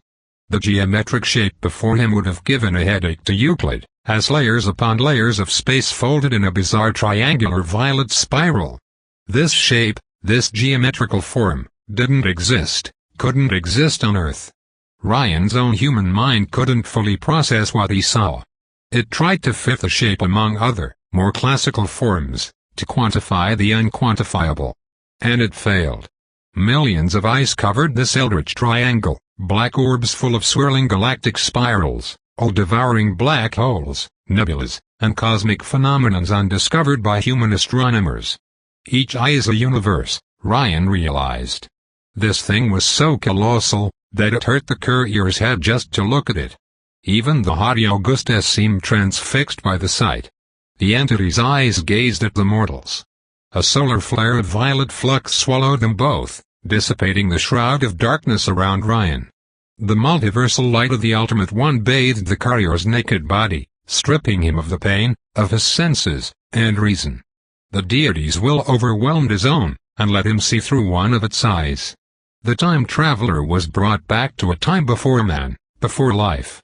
He witnessed a nebula's matter condense while a star flared to life, planets forming out of space dust around the radiant celestial light. An asteroid impacted a rock of magma, the ejected stones gathering into a smaller pebble forever orbiting around its larger sister. The fires cooled, allowing for the emergence of continents, of an atmosphere of volatile gases, and of vast oceans. The planet cooled as bacteria colonized it. Algae populated the deep, and legged creatures dared to walk on land. Insects conquered the skies, then reptiles the ground, until another rock from the skies set them all ablaze. Mammals emerged from the ashes, growing larger and smarter. A primate mastered fire, and crafted tools to conquer the world. Lineages of humans evolved and became one, before splitting into countless tribes. Some raised pyramids, others temples. Kingdoms rose and fell, and two families walked down the road of time. One found its ultimate fruit in a man with a dream of violent conquest, another in a child that loved video games, both locked into a collision course. All leading up to this moment. This is a second to me. The Ultimate One's voice was unlike any sound Ryan had ever heard. It was the subtle song of undulating space, the symphony of time. It was beautiful beyond any description, and yet inspiring. The voice of a true deity. When the divine union ended, Ryan's pain had vanished, and the black flux along with it. His skin felt fresh beneath the iron, and a fully repaired Saturn armor protected him. The eye blinded by Augustus could see again, perhaps even more clearly than it ever had. The Ultimate One had afforded no such courtesy to Augustus, who remained a broken, crippled thing. Lightning but had gone into shock, his eyes wide open, his arrogant defiance gone. You are not a god. He had seen the vision too, and the truth shattered him. You are nothing. Augustus' eyes looked down at the ground, his gaze empty and hollow. He had formed his entire personality, his sense of self, around the idea that he was a god among men, chosen by fate to rule and conquer. He had built his family, his world, around this primal delusion, violently lashing out at anything that could contradict it. But the Ultimate One had dispelled his armor of lies with the truth of his own insignificance, breaking him utterly. Something inside Augustus had shattered, and would never come back. The Ultimate One paid the defeated genome no more attention than a fly. Instead, its eyes set on Ryan, crushing the courier beneath the weight of its divine gaze. The courier's purple double knelt before the entity, the elixir submitting to the elder entity. Though he didn't go as far, Ryan bowed as deeply as he could. Even the irreverent courier knew that he was in the presence of a true deity, a transcendental existence as far above humans as they were from ants. An entity of unfathomable power, and utterly alien. You are the ultimate, Ryan began, but the entity cut him off. I am all of space and time. I am all that was, all that is, all that will ever be. I am everywhere and nowhere. I am that I am. So you control, yes. And you already know what. I know everything you might ever say. Well, can you please pretend not to? The time traveler pleaded sheepishly.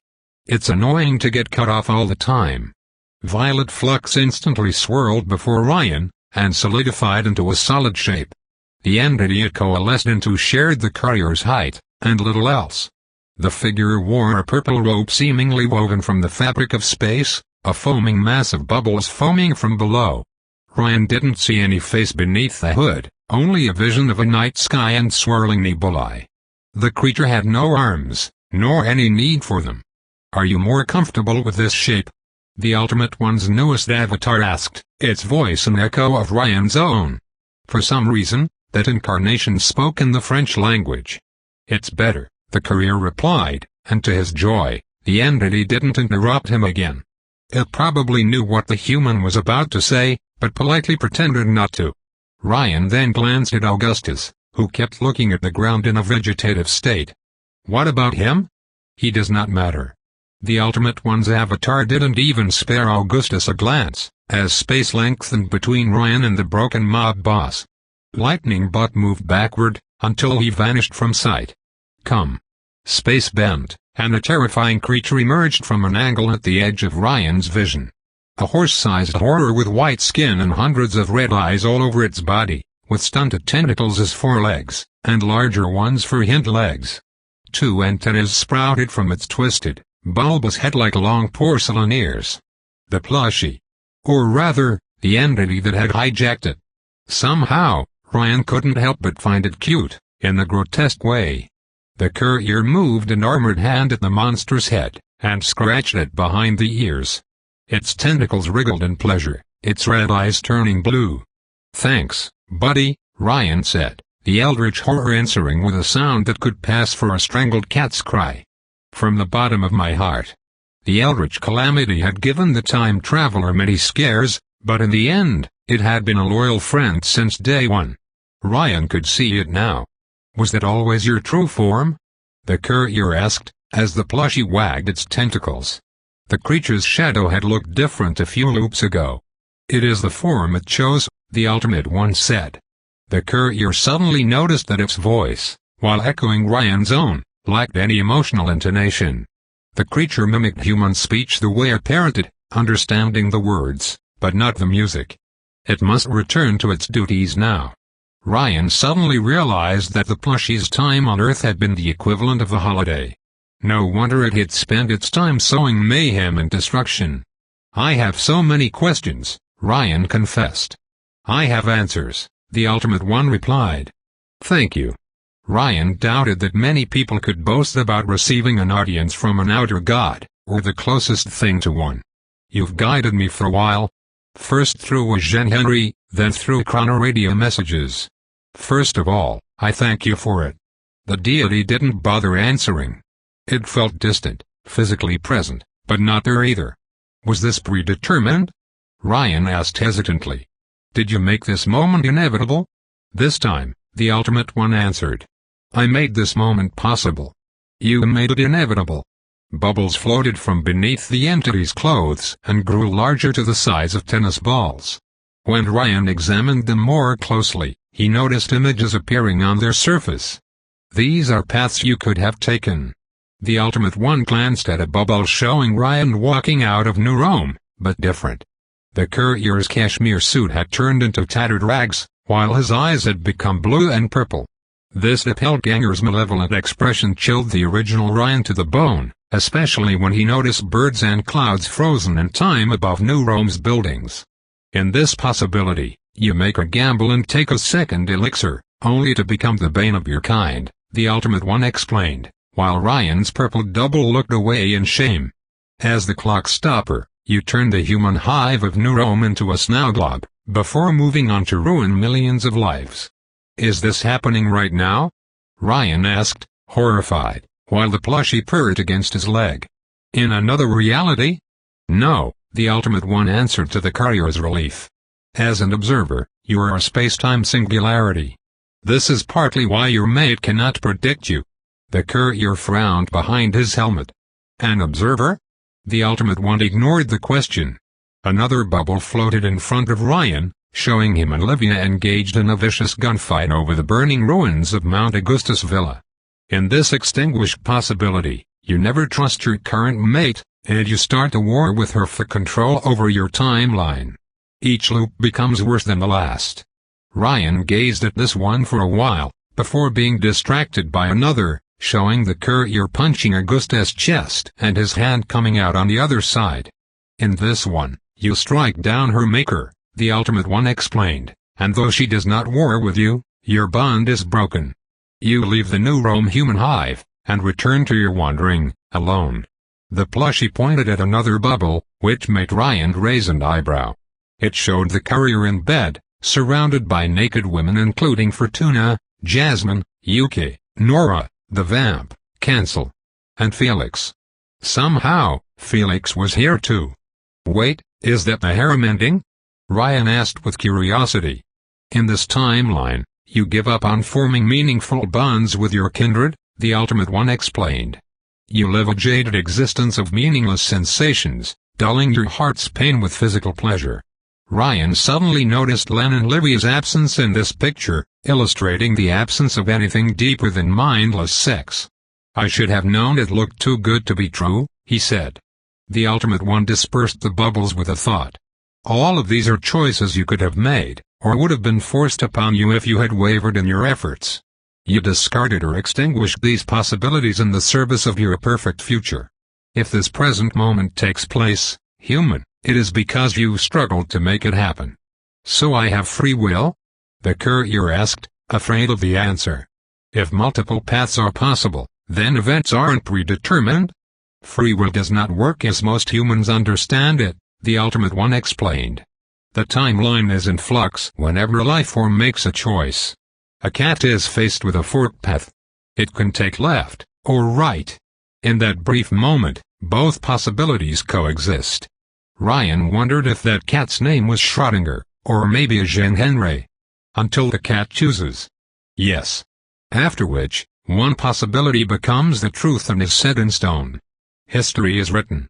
Whenever you saved and turned back time, the ink was already dry. Humans had made their choice in a previous history, and they would make the same for all future ones unless interfered with by an outside force. This is the nature of causality. This is the nature of time. Ryan tried to grasp the implications. People like Augustus chose to do all their crimes, and the likes of Sunshine chose to help others. Time didn't invalidate their choice, but once the choice had been made, it couldn't change. So we humans have the freedom to choose, the humans summarized, but not to change our mind? They could write their life story, but not change the first draft. The humans you met chose to become who they are, the Ultimate One confirmed. But they cannot choose to become someone else. Only those who exist outside causality have this privilege. Beings of the higher dimensions, like the messengers. Those touched by the rebellious black. And you.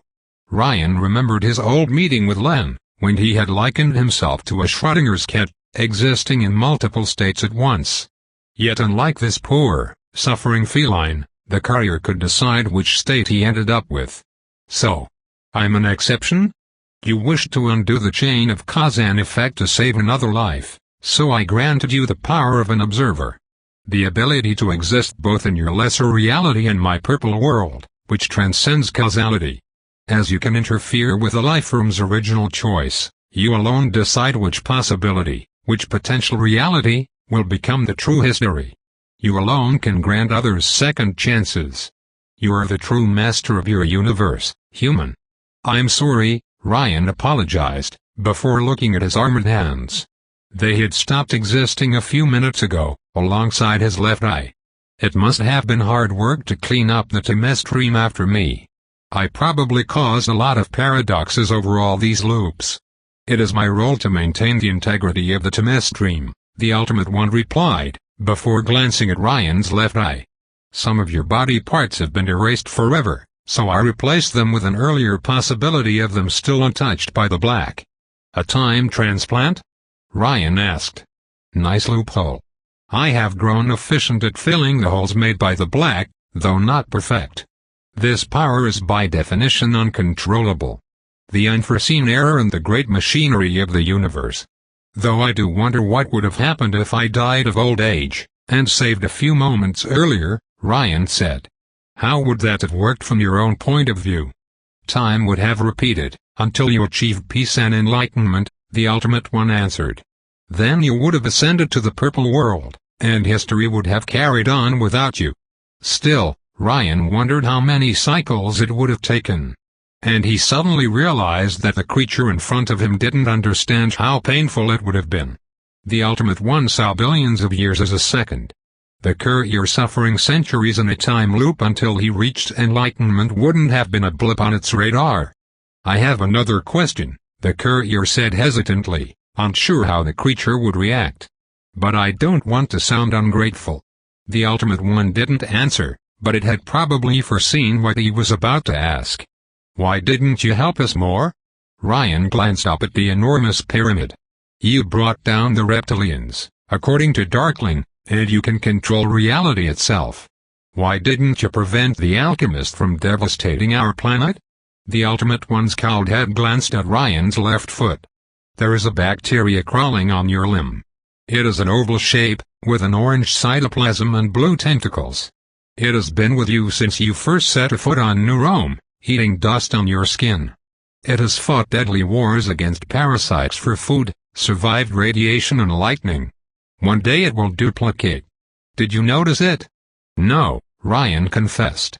Mankind is a bacteria colony to me, the entity explained. I am big, and you are small. Unless I focus or you disturb the timeline, I do not even notice that your planet exists. Your reality is a sand grain among the endless desert which I oversee. A pigment in the tapestry of my dreams. If this avatar of mine above your head entered your universe, it would appear more than 100 billion of your solar masses, larger than the greatest of your black holes. I can hardly imagine it, the courier admitted. His human brain simply couldn't properly represent the size difference. So we're insignificant to the Ultimate Ones? Humans are no more important to me than the birds you eat for sustenance, or the ants you crush underfoot when you walk, it answered bluntly. My role is to maintain the march of time, and the boundaries of space for trillions of universes. Ryan's purple double shows this moment to speak up. Helping you mortals is our job.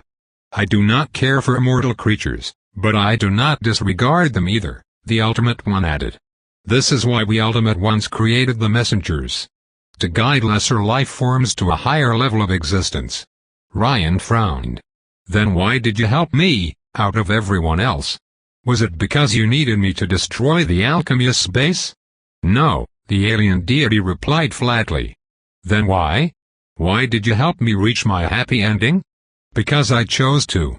An aurora of violet flux flashed in the skies above, a shining thread linking time and space. You're like one of those guys who adopt wounded dogs they find on the road, Ryan realized.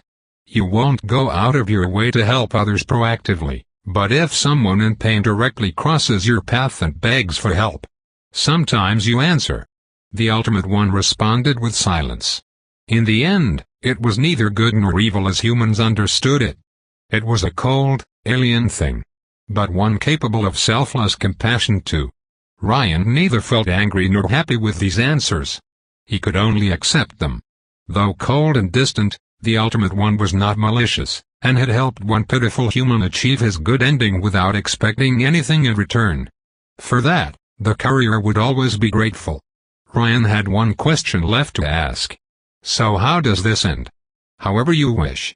The Ultimate One glanced at the plushie and Magenta's avatar. You can stay here and become one of us. You will gain immense power, and obligations. You will oversee immense streams, travel across countless realities. Many options will open to you. You can also choose to enter the black world, if you seek greater freedom. Ryan considered the offer, but though an interesting one, it wasn't what he had fought for. Or, he trailed. Or I could return to Earth. You could, the Ultimate One conceded. Ryan's thoughts turned to Livia and Len. There is something I never experienced, in all my years of wandering. Something I've striven to achieve for a very long time. For the first time in the entire conversation, the Ultimate One gazed at the human with what could pass for curiosity. What is it? It knew the answer, but didn't understand it. Living a happy life, Ryan answered, with friends who can remember me.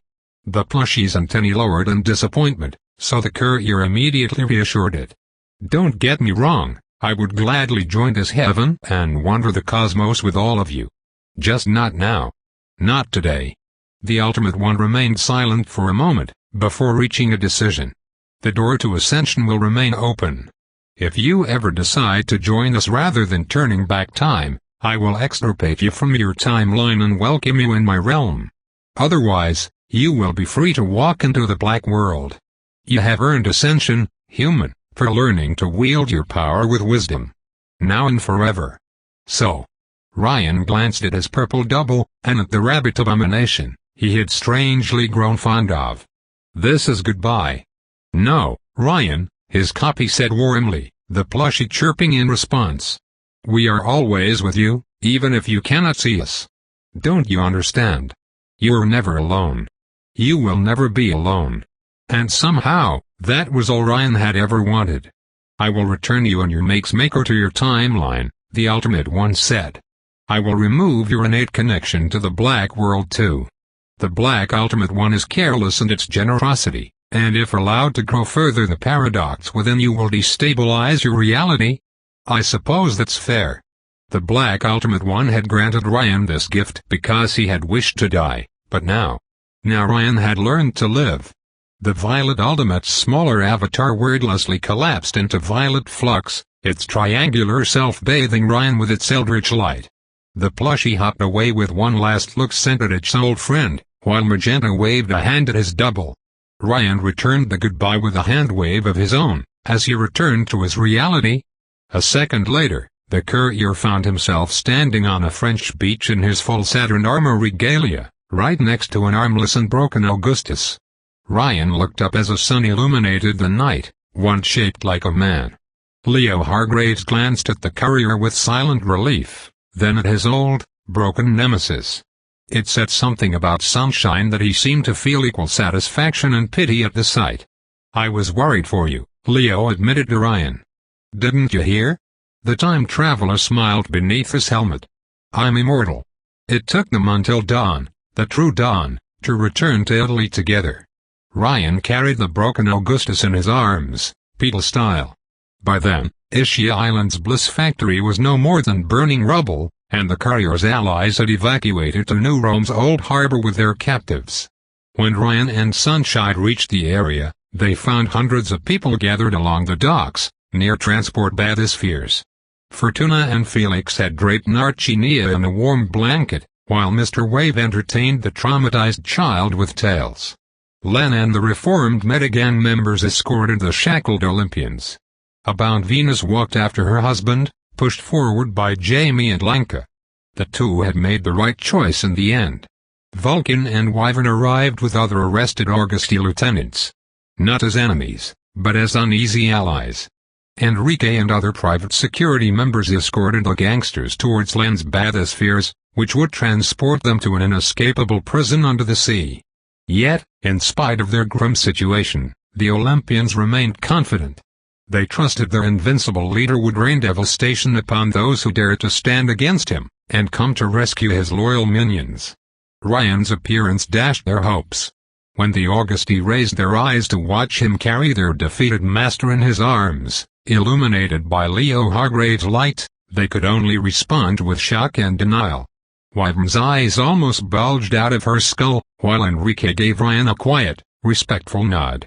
Len didn't hide her relief at seeing her adoptive brother alive, and even Bianca grinned ear to ear.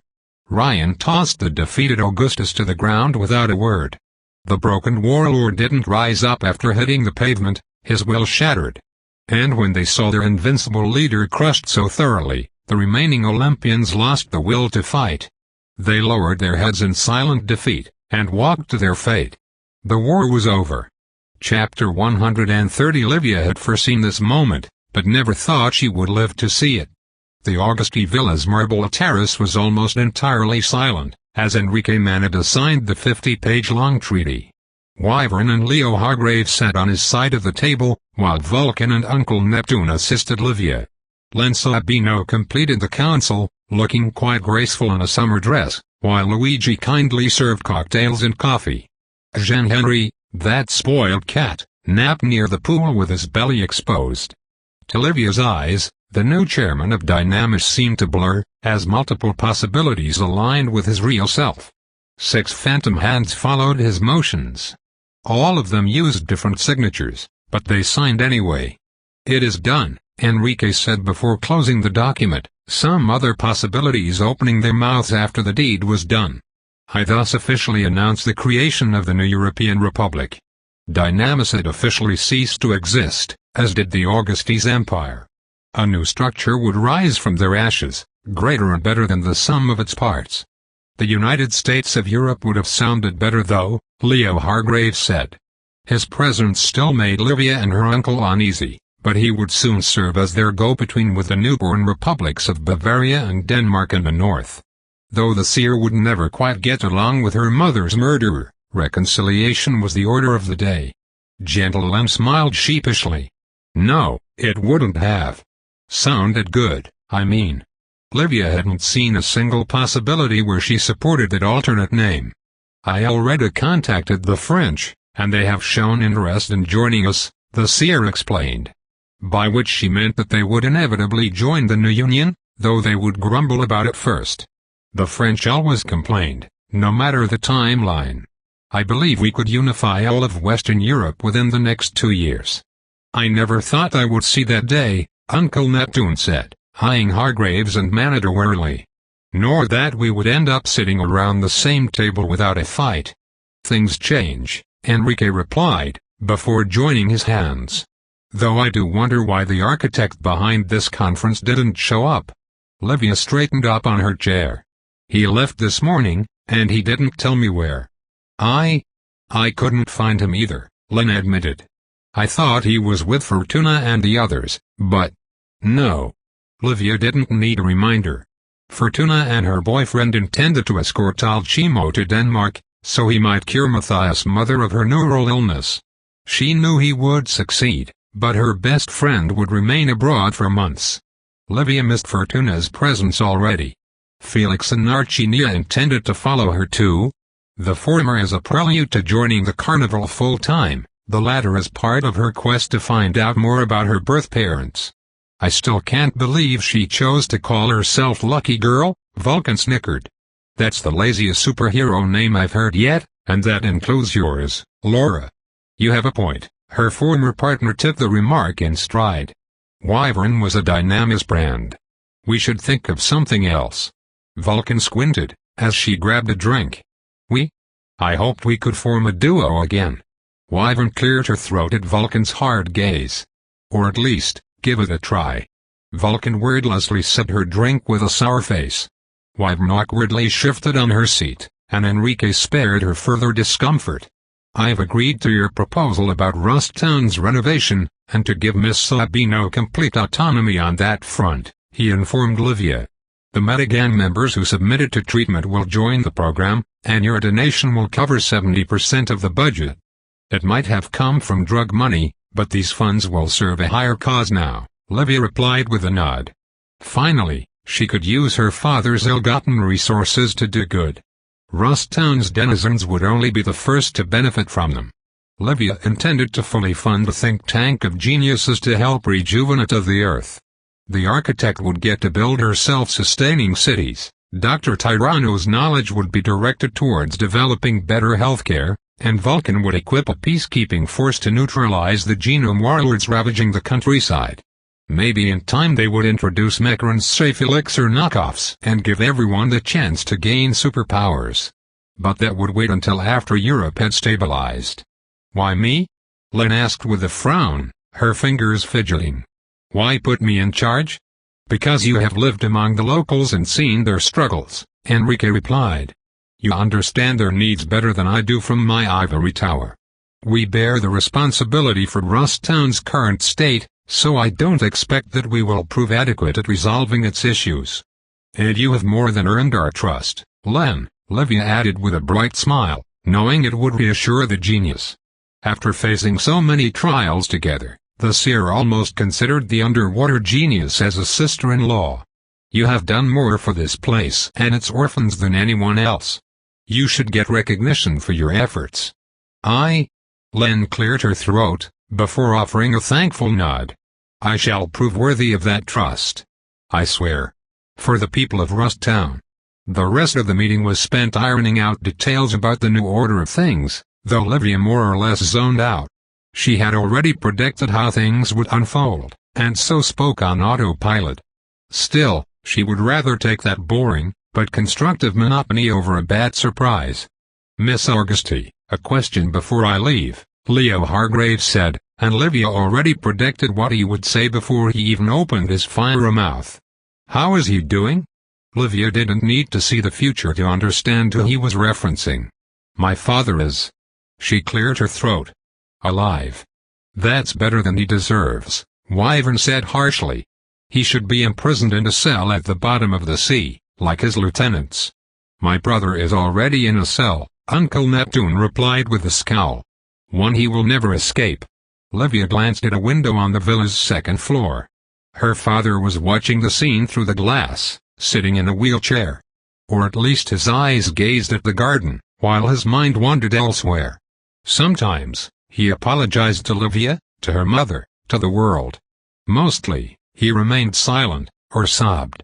Though the body endured, the proud, powerful warlord whom Livia had known all her life had perished in France. Only his ghost remained, trapped in a broken, indestructible body. Her father would rather have died than live like this, weak and catatonic. And she knew he would get his wish in less than 2 years.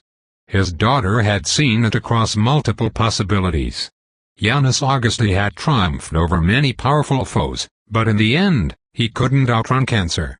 In her sleep, Livia had dreamed that her father would set aside his criminal ways, seek repentance, and live the rest of his days in peace.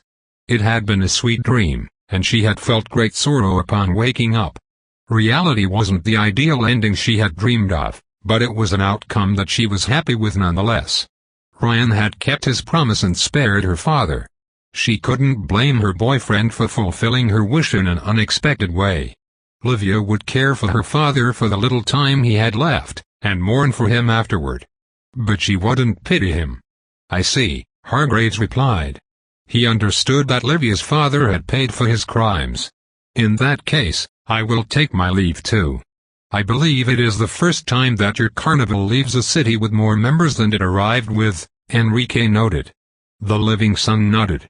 "I will take that as a good sign, and I know our new recruits will prove themselves. Adam Cat will do very well, and the panda has his heart in the right place." "I'm still sad to see Felix go," Wyvern said. "He was a good element."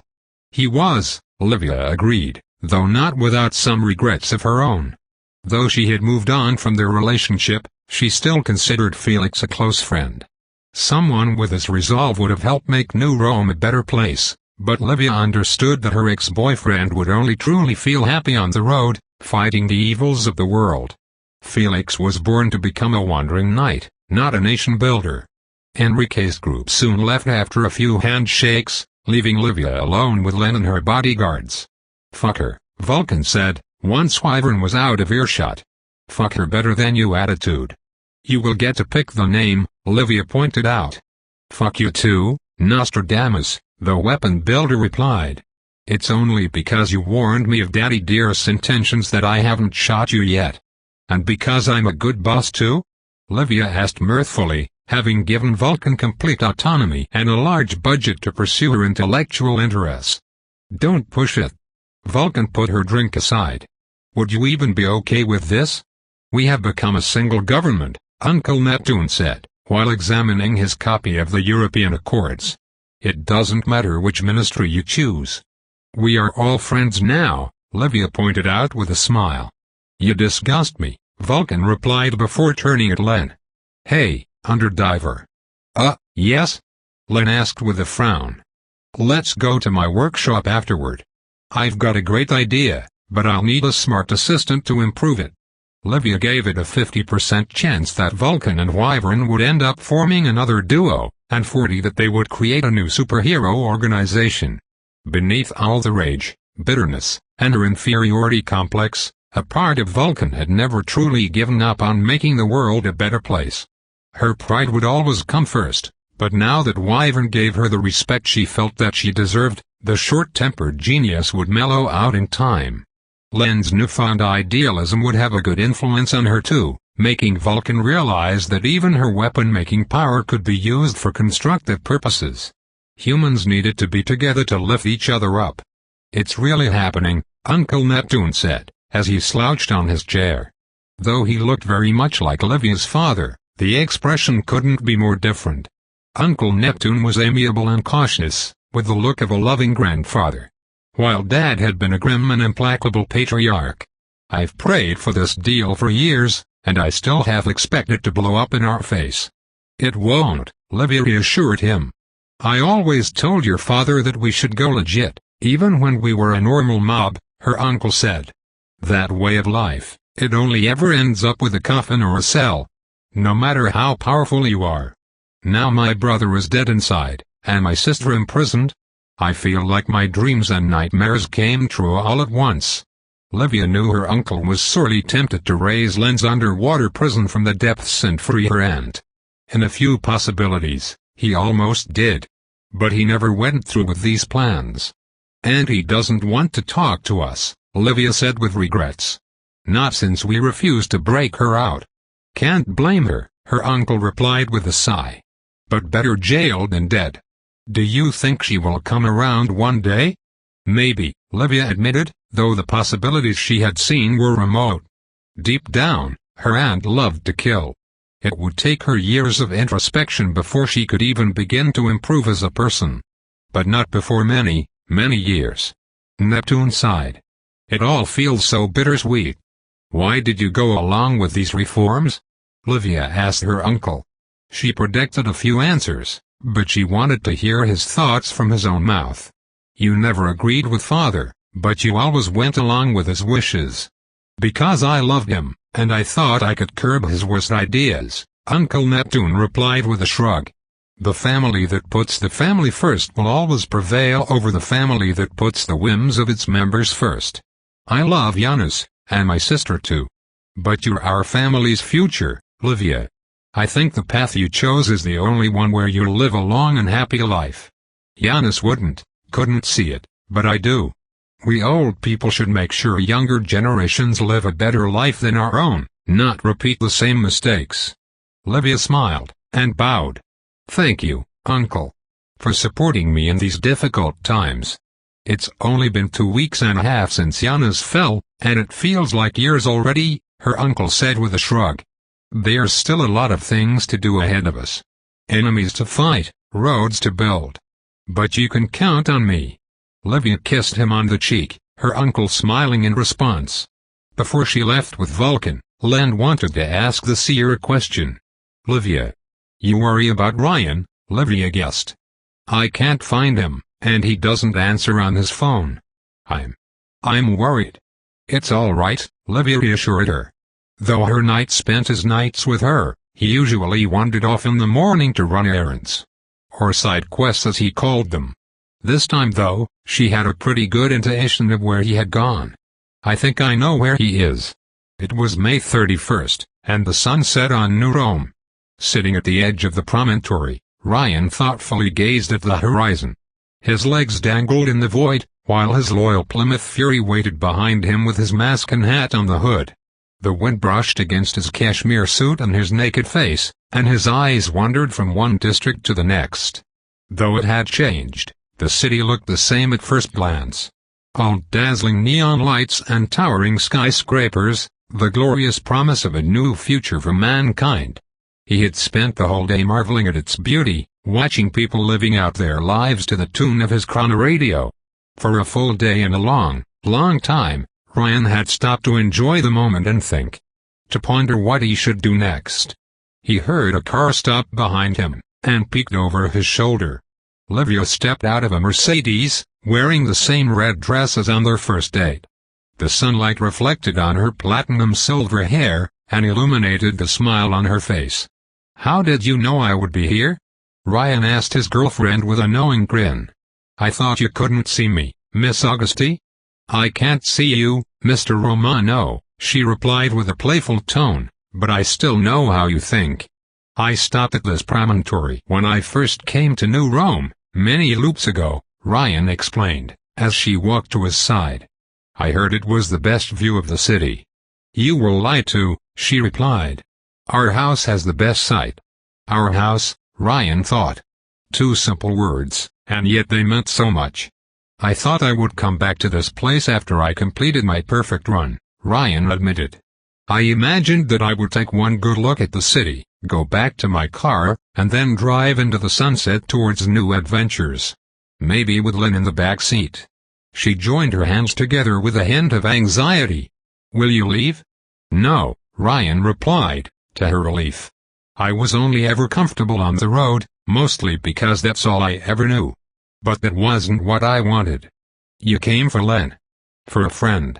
I would have been happy if I could at least have one friend who could remember me. I spent centuries on a comedy roadshow, trying to fill the void with entertainment. Trying to stave off the loneliness.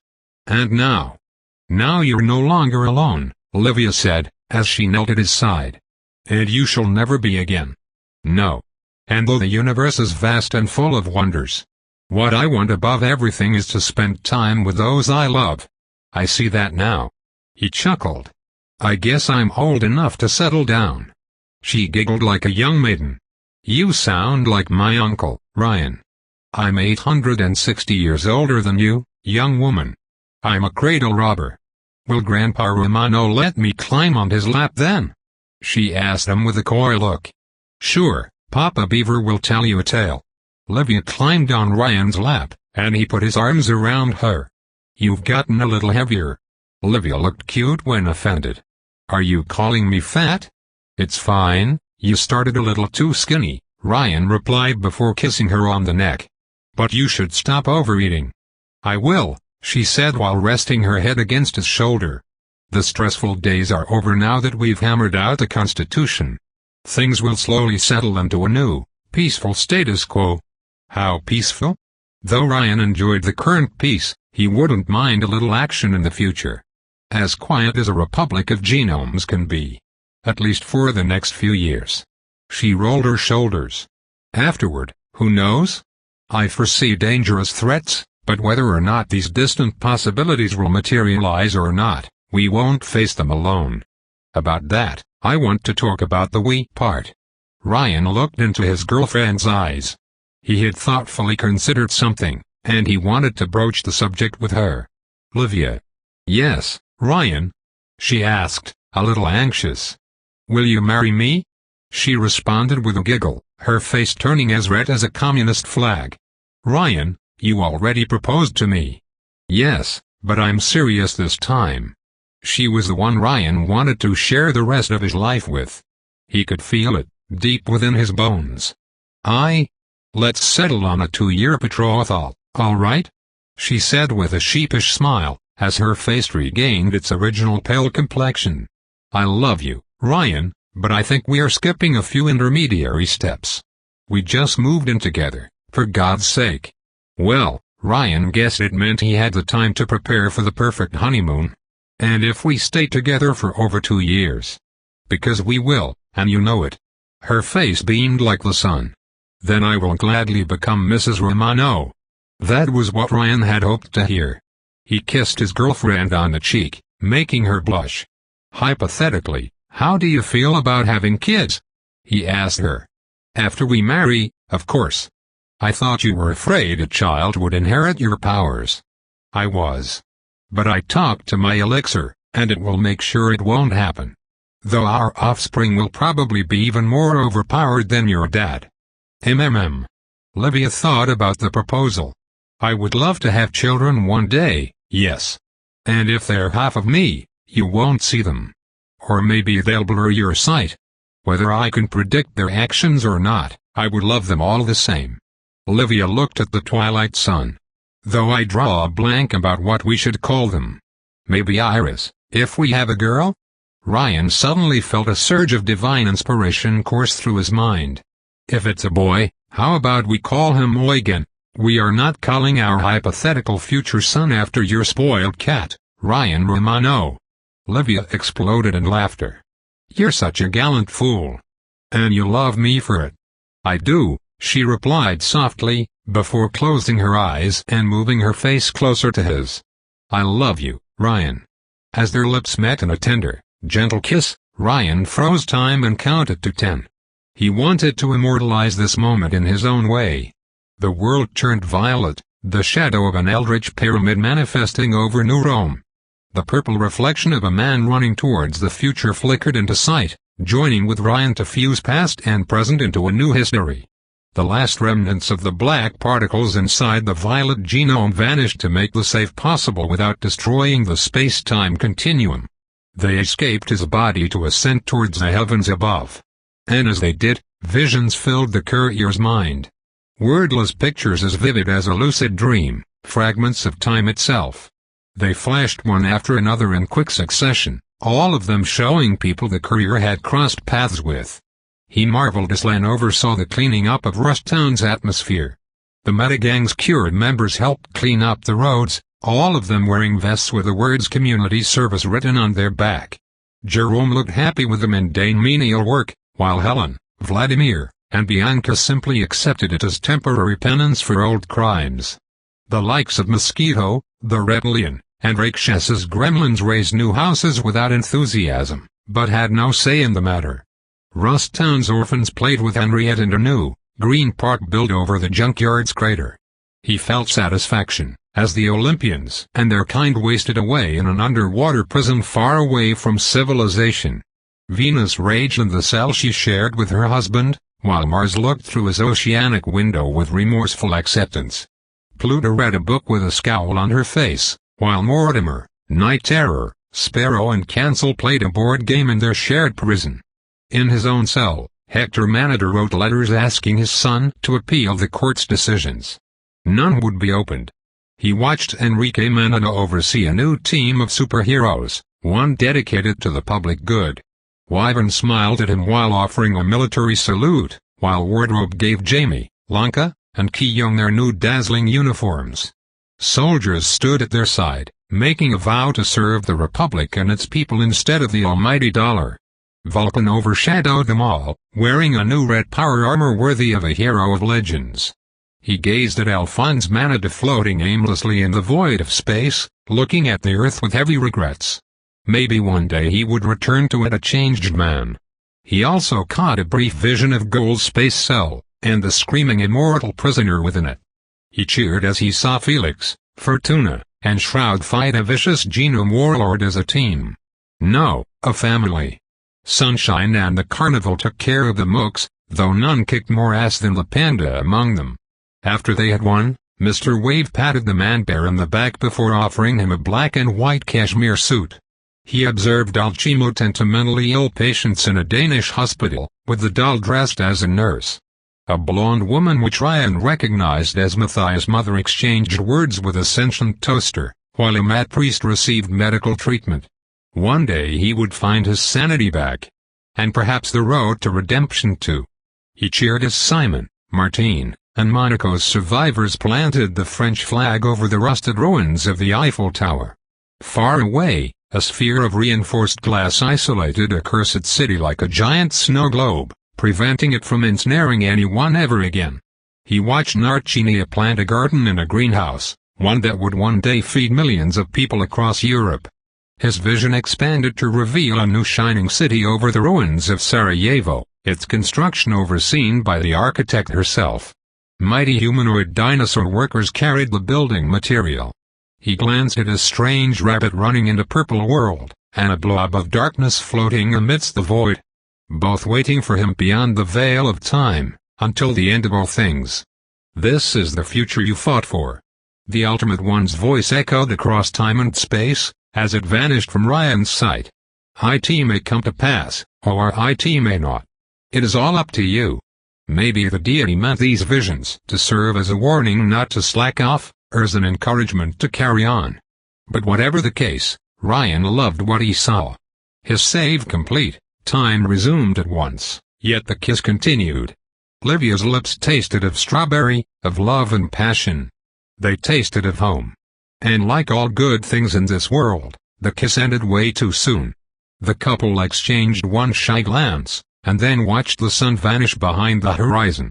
Ryan Romano had completed his perfect run. And he was happy at last. The end. Thanks for listening.